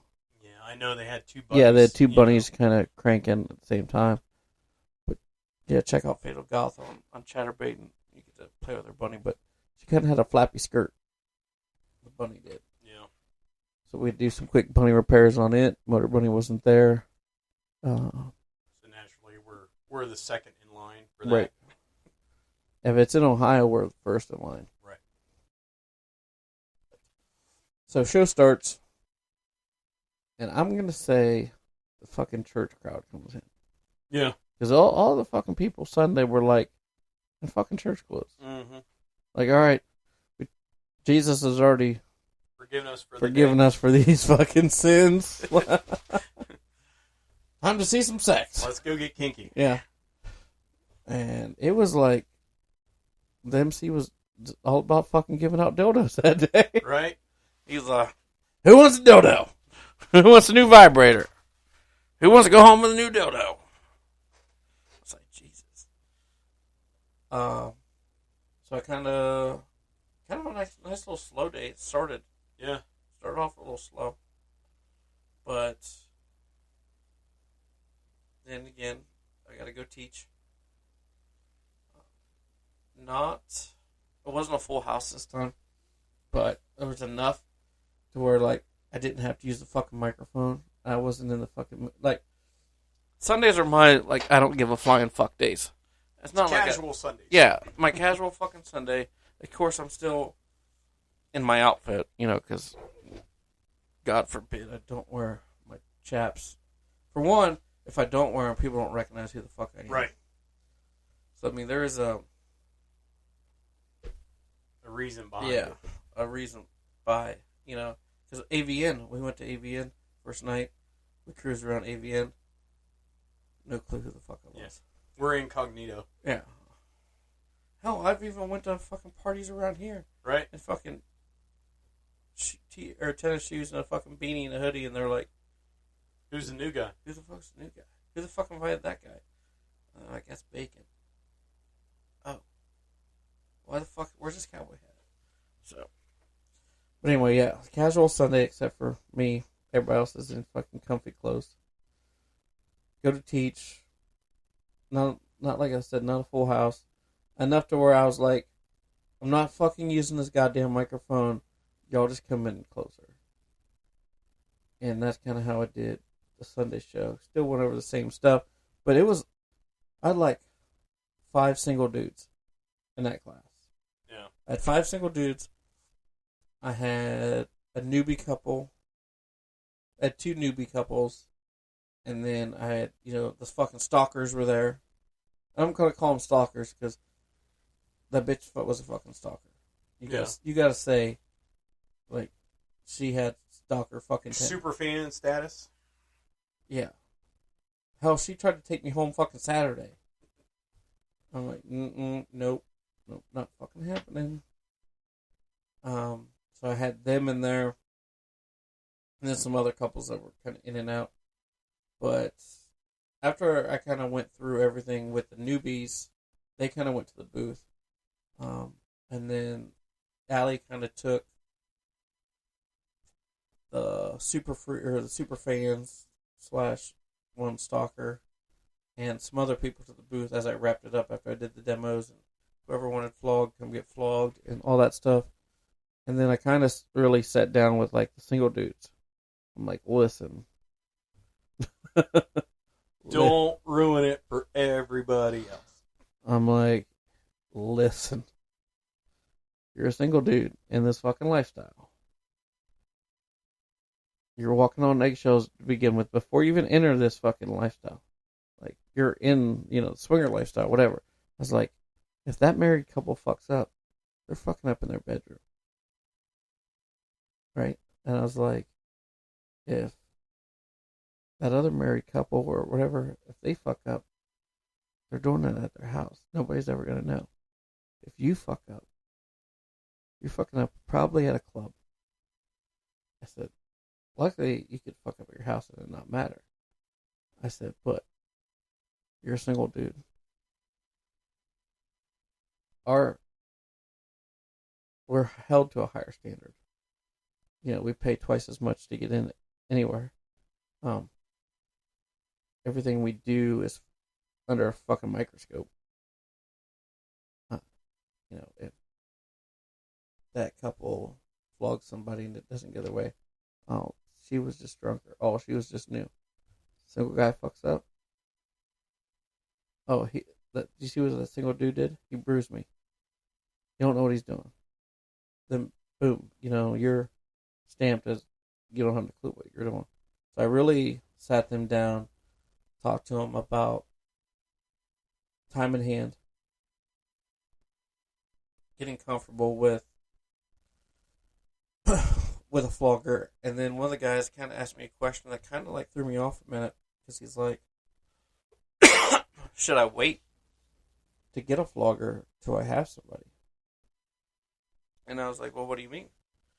And he's like, "Well, you kind of said that the to get a flogger to what the person I'm using on it wants it to feel like. So should I wait to even buy a flogger till I have somebody?" And I'm like, God damn, that's a good question. Right. Right? So what do you do? Well, what advice did you give him? So I kind of said, at some point, you're going to have a collection of floggers. One night, she might want massages. One night, she might want thuddy. Some night, she might want a little sting on that. I said, but start out with a nice massagey flogger. Or at least like a small thuddy, massagey thuddy. I said, that gives you a good starting point. So you get the flogger, you get it time in hand, flog a wall, flog a chair, get used to your distance, get used to the tips, get used to laying the falls on it, get used to doing figure eights, and, stuff like that. I said, then whenever that person comes into your life, at least you have something to start with. Right. So start out with massage because you really can't go wrong with massage. Right. Okay. And then, okay, that flogger can do thuddy too.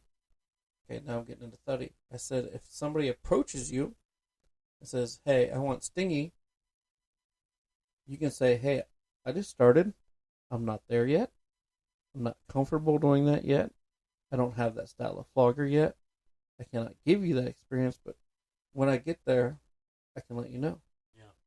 And I told him, I said, it's better for you to tell somebody no than to get yourself in a fucking pickle you guys can't get yourself out of. Right. I said, you guys are singles. I said, you fuck up, you bruise somebody that doesn't want bruised, or you get yourself in a situation that you have no business being in as far as somebody wants something that your skill level can't produce. I mean, let's just face it. If your skill level, let's just look at your skill level right now. Okay? You're not neon green anymore, but you're not advanced either. Right. So if somebody would come to you and being like, hey, I want Florentined. Here's Florentine floggers. I want Florentine. Yep. You know what I mean? Not my style yet. Right. I'm not there. And they're demanding that you Florentine them. What would you do? No, I'm going to tell them, hey, I cannot do that. So I'm not going to put you or me at risk of any kind of a bad situation with that. Because what would happen if you picked up Florentine floggers? Oh. Not only are you going to probably, I'm not saying this in a bad way, not only are you probably going to make an ass out of yourself. Oh, yeah. But one of the floggers that's not in your dominant hand is going to you don't know where it's going. Right. No. Myself, I am not neon green to Florentine, but I am nowhere a fucking expert of Florentine. Thanks to, pull his fucking name out of the air. Oh, Sir Leo. Yeah, Sir Leo. Give a fucking major shout out to fucking Sir Leo. That literally spent all weekend with me with fucking Florentine. Yeah, I watched him break it down to you step by step, move by move, and I could see it click in your head. The way that man breaks shit down. I told him, I was like, I'm fucking telling Exxxotica, you have to have a fucking class for Florentine. Right. And his eyes light up, and he's like, I was like, motherfucker, if you can teach me something, you can fucking teach them people something. Right. Because he goes, how long did that take me? I was like, what do you mean? He goes, how long did it take me to teach you how to Florentine? And he's like, 5 minutes. I was like, yeah. He's like, yeah. Because and he just has a way of... Well, he takes it, He chops it up. Crawl, walk, run. Right. He breaks it down. Doesn't give you it all at once. He takes it a step. Okay, do that, do that, do that. Now here's step 2. This, that, this, that, this, that. Then 3 comes in. Right. This, that, here. This, that, here.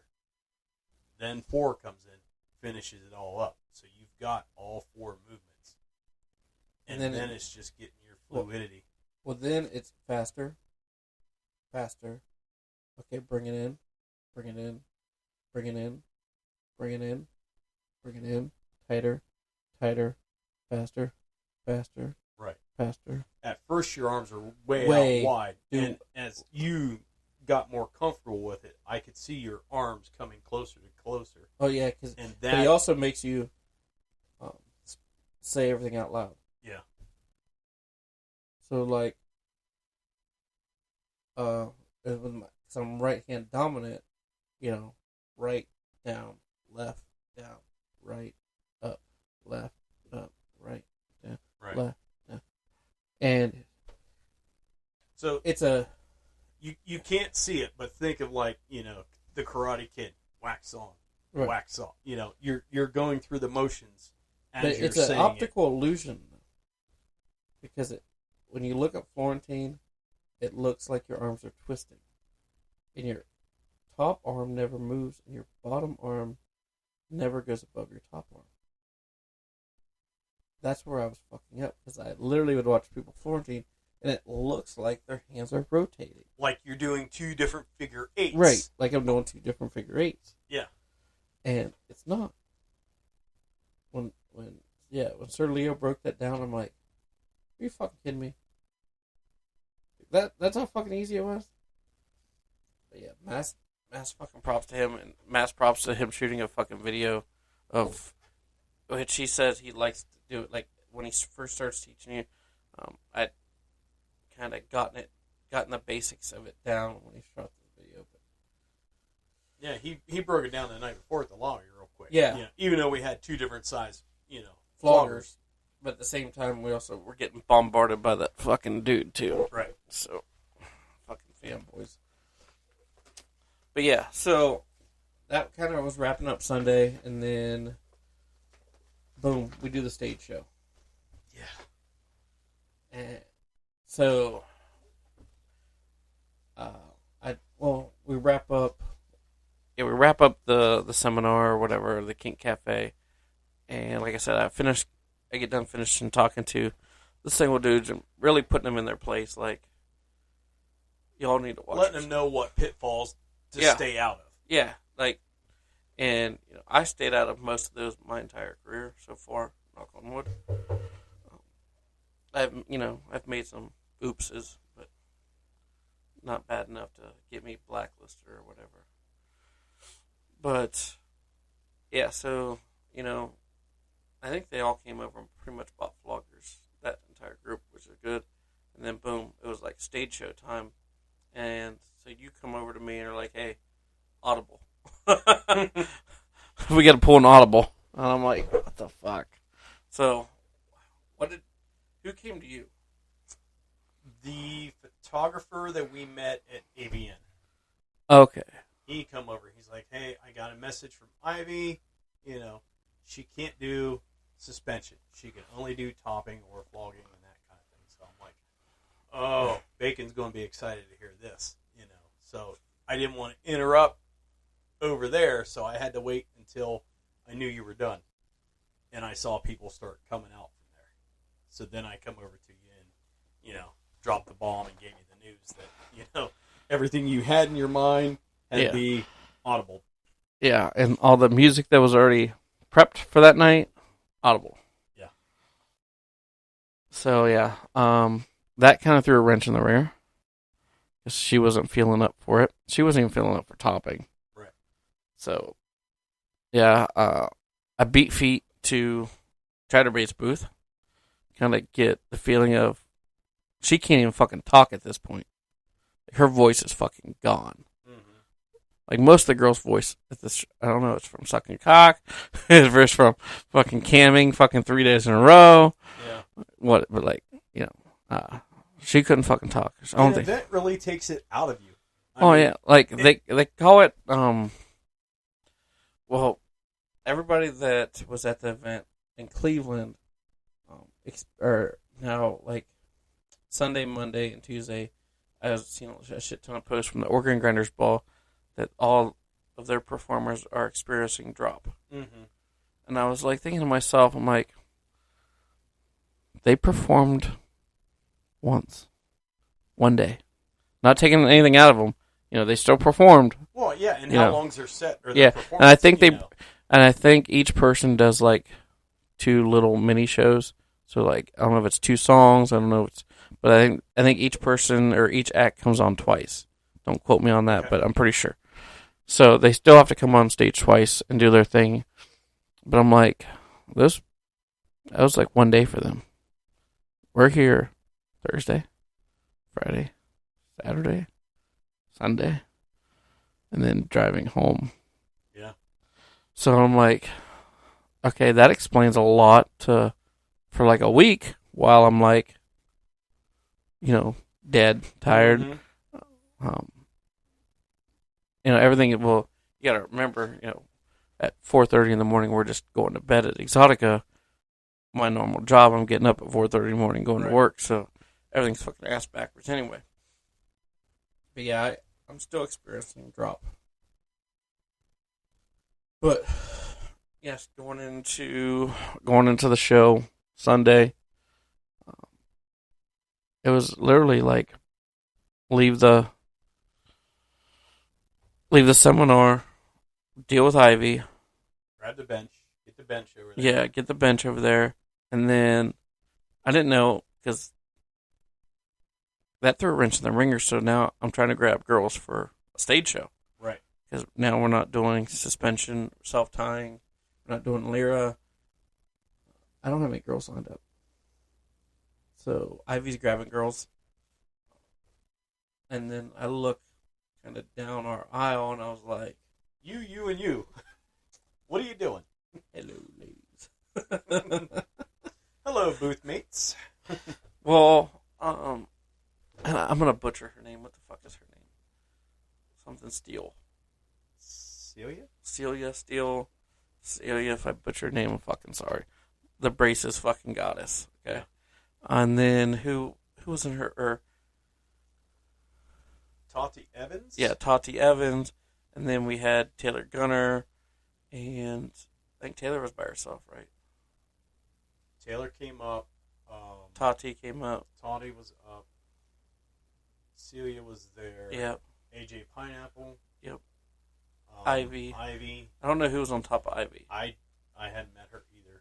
Oh, and she was that Michaela Minks? That was on the other side. Yeah, Michaela Minks was on the other side of AJ. Yeah. So we had outrageously fucking gorgeous women on stage. Yes. It was great because Taylor and the rest of our aisle, Tati, and Celia, like they came up from one side, and then Ivy's crew came up from the other side and kind of mashed when we got the spanking bench up there. So that was fun. But I said by the end of song 1, I'm dry mouthed. I'm parched. I'm like, ugh. Zero fucking. Every time. I think I gotta start working out. Yeah, Hydrate. Yeah. More than just liquid whiskey. death. Hey, that's the most water I've ever drank in my fucking life. Yeah. Every time I'd grab 2 and just. Once you finished up, you were double fist them every time. I'm like, oh, he likes it. Fuck yeah. I will buy cases of that shit if I find it. I'll buy the fucking 12 packs. Right. Future sponsorship. Right. Yeah, Liquid Death sponsor the Red Room Accessories fucking stage show. Or we'll make you put you on the website. Death Floggers. Right, we'll make Liquid Death Floggers. There you go, Ron. If you want to, Ron always makes floggers for different companies. Yep. Boom, make a liquid death lawyer. There we go. Challenge. Yeah, that was one hell of a fucking stage show. I got to throw out some t-shirts. Yeah. Got to play with the light up. Yeah, I mean, you had some of the Red Man stuff left over, so why not get it out there? Get it out there and play with it, and it wasn't the Red Man music, but I got to just to see if I could get with the rhythm of my own music. Yeah, because you only had one song to work with on the first night, so you right. needed to be able to expand on that. And I couldn't hear anything. Right. So that was that. Wrapped up. And then it was another Tetris game of putting everything away. Right. Which I think we did better this time. Well, we didn't have all the totes full. We right. sold so much shit. Like, exxxotica is so good to us. Putting the people in front of us that they just... And like I said, even the vendors that were there, we were all different. Yeah. There was no other... I mean, there was, one other BDSM vendor there. Everybody has their own niche, and I think our strongest attribute is that we interact with the crowd the entire time. Right. Whether it's at our booth, on stage, or walking around through the crowd. Yep. They see us everywhere. Yeah, because how many times have we gotten stopped cruising through the crowd to flog somebody or spank somebody? You guys get over at Tokyo Drift's booth all the time to do a quick, content with them. They weren't there either. I thought they were there. I thought I seen their booth. Were they not there? Or I didn't see Tokyo Drift. Okay. Maybe, just because we were so fucking busy. Right. I didn't see Tokyo Drift. I thought they were there. We'll have to look back and see. Yeah. I don't remember seeing them because those booties are usually pretty hard to miss. Right. But yeah, so kind of wrapped it up, and then we kind of do our little after we get the truck loaded, we kind of walk around and say our goodbyes and say the goodbyes and kind of see what. It's funny what people leave behind. Yeah, like AVN. Yeah, so once we get packed up, we kind of have like a little tradition that we'll go kind of say our goodbyes, and then we'll see what people leave behind. So AVN, me and you sneak back into the wholesale area. Yeah, because we didn't have a booth at AVN, and we're like, hey, we got a meeting, we got to go. Right. They're like, oh, go, and that they left a whole rack of fucking lingerie. Yeah, penthouse lingerie. Penthouse lingerie to boot. It's like $29.99 a fucking box. Right. Here you go. I'm not loading this shit up. Yeah. How many times has Brazzers been like, you guys want shit? Right. How many times has Cam 4? Hey, want shit? Yeah. Because they don't want to take it home. Yeah, it's meant to be handed out. So most of the time, Brazzers is for sale. Right. Bad Dragon, Chatterbait. Chatterbait's usually clean. Yeah. So is My Free Cams. We found some cool shit from My Free Cams. Like you found the paddle in Jersey. You found the paddle in Jersey. Yep. And then I think we found another one in AVN. Yeah, you got me one in AVM. So yeah, we kind of go through. I found Fatal Goss picture in the trash. Yeah. Saved it. Found all the calendars at Chatterbait. Yeah. Which I think you still owe me calendars. I got calendars for you. Yeah. I divvied all that stuff up, so I got stuff to bring to you. But yeah. So Allie had a nice score at Tracy Dogs. Oh yeah, with somebody left fucking 2 toys.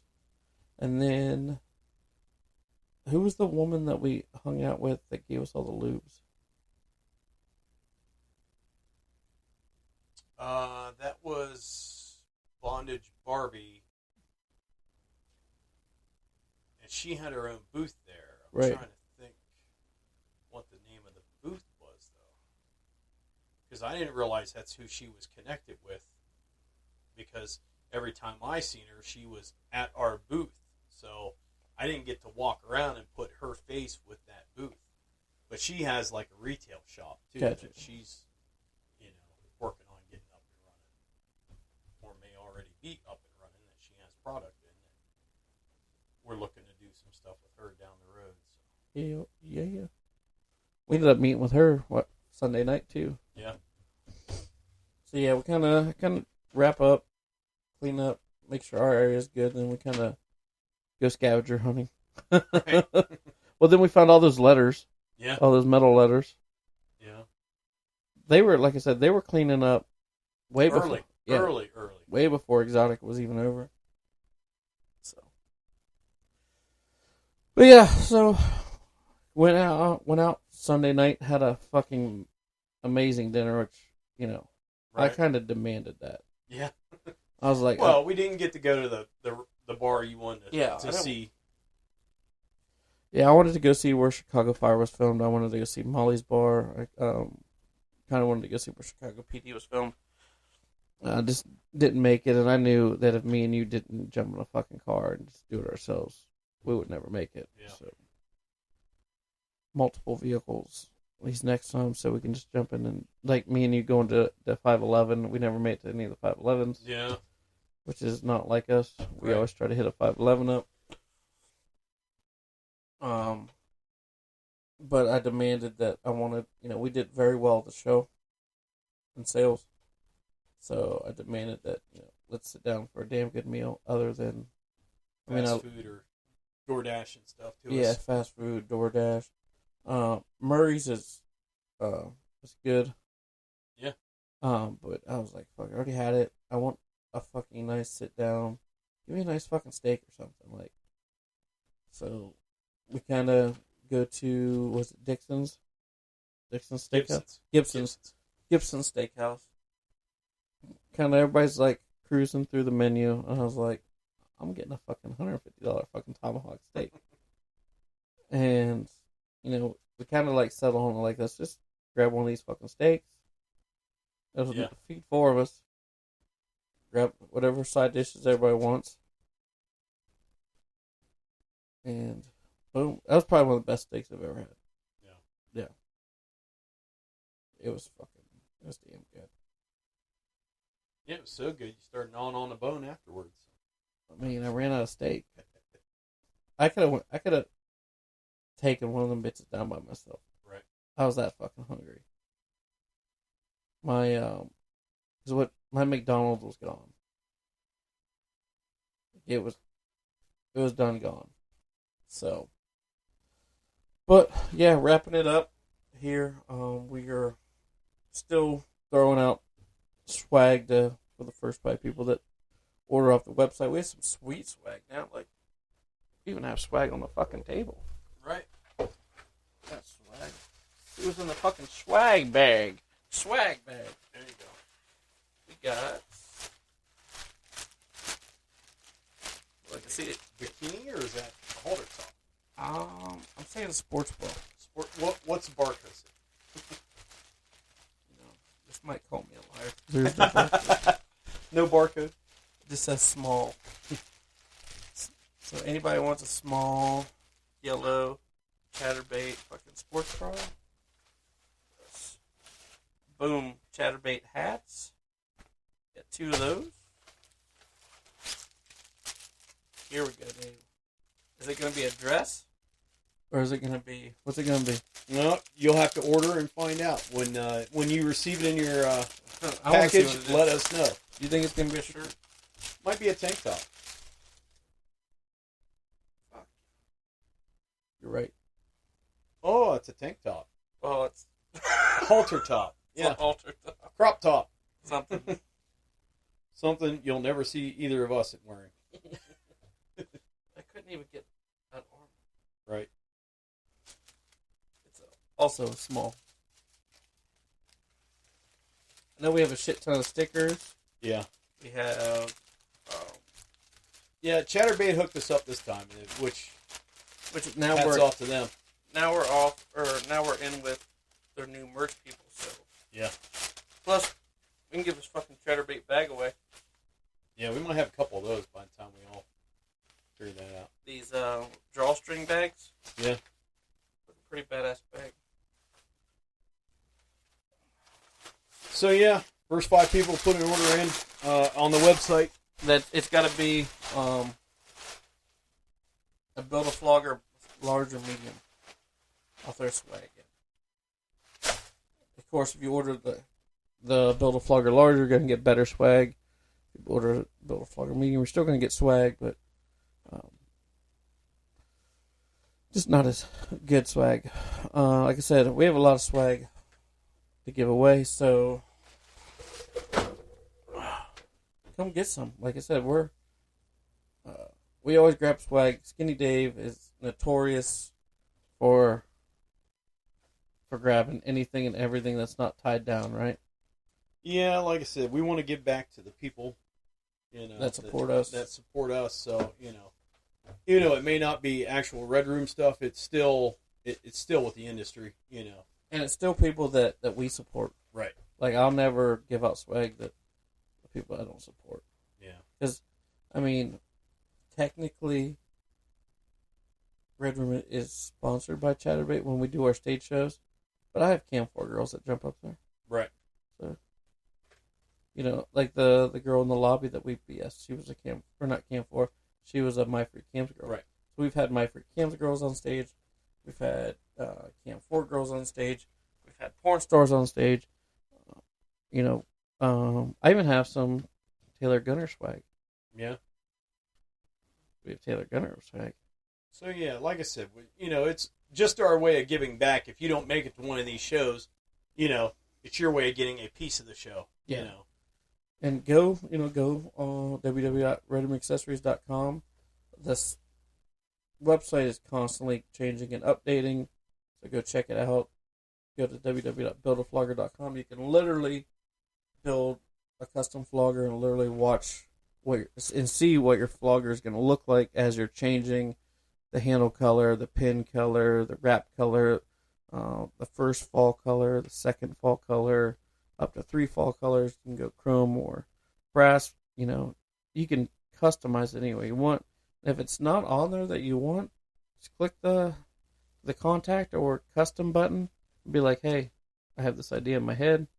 This is what I want. And we'll start that process. Depending what it is, there's a little fee for us to design it, but that also comes off your bill in the end. And then we make sure everything's right. We, keep giving you renderings till you fucking love it. And then, boom, we build it. Right. Same with the cuffs. Yeah. We've done benches, spanking benches and stuff like that.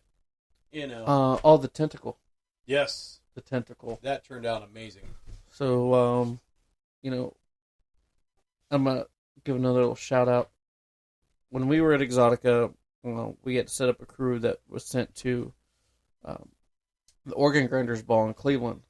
So shout out to the Carters. Shout out to Naked Travis for taking on becoming Red Room Accessories for the weekend and setting up the Red Room Accessories booth at the Organ Grinders Ball. Yeah. So Is that the first time we've had 2 locations, events going on at the same time? Yeah. That we weren't at. Like, that was the first time ever a Red Room Accessories booth was set up that me or Ron was not at. Yeah. So kudos to those guys for pulling that off. We knew they were going to get slammed. Kind of prepped them that they were going to get slammed. And they got slammed. But, Naked Travis is a hell of a salesman. The Carters run the booth, so, they know the website. And then out there also help salesmen and saleswomen. Right. So it's good to know the product. And, they've actually had it in their hands for a while, so they know the quality of it. Right. That's why I kind of handpicked them of these people. Well, the Carters also run the site, so they know the products better than anybody. Right. And then Naked Travis, he's a long-time friend and long-time customer and client. So he always has our products in his hand. They love them, so that was a no-brainer for us to put that. Big kudos to those guys for taking on that task without one of us fucking being there, So, with that being said, we're going to wrap it up for this episode of Red Room Accessories Podcast. Like I said, go to www.redroomaccessories.com, www.buildaflogger.com, or check out our Facebook page. Look up Red Room Accessories. You can see the Saturday stage shows on there, and the Friday walkthrough is on there. Kind of just see if kind of get a glimpse of what Exotica is and how crazy it is.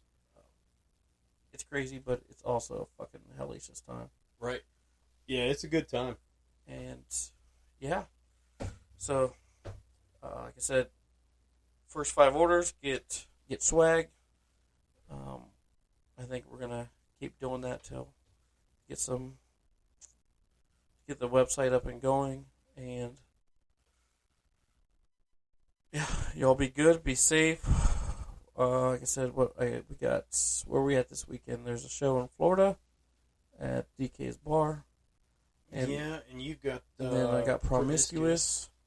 So we're back on the road this weekend. Dave, you're unfortunately working. Yep. But yeah, so then we got Love and Bondage coming up. Yeah. May 16th, something like that. Something like that. Middle of the month. Middle of the month is Love and Bondage up at Club Arrows. Definitely check that one out. It's gonna be good. Mm-hmm. But we're out of here for tonight. Appreciate everybody continuing to follow the podcast. Like I said, be safe and always stay kinky.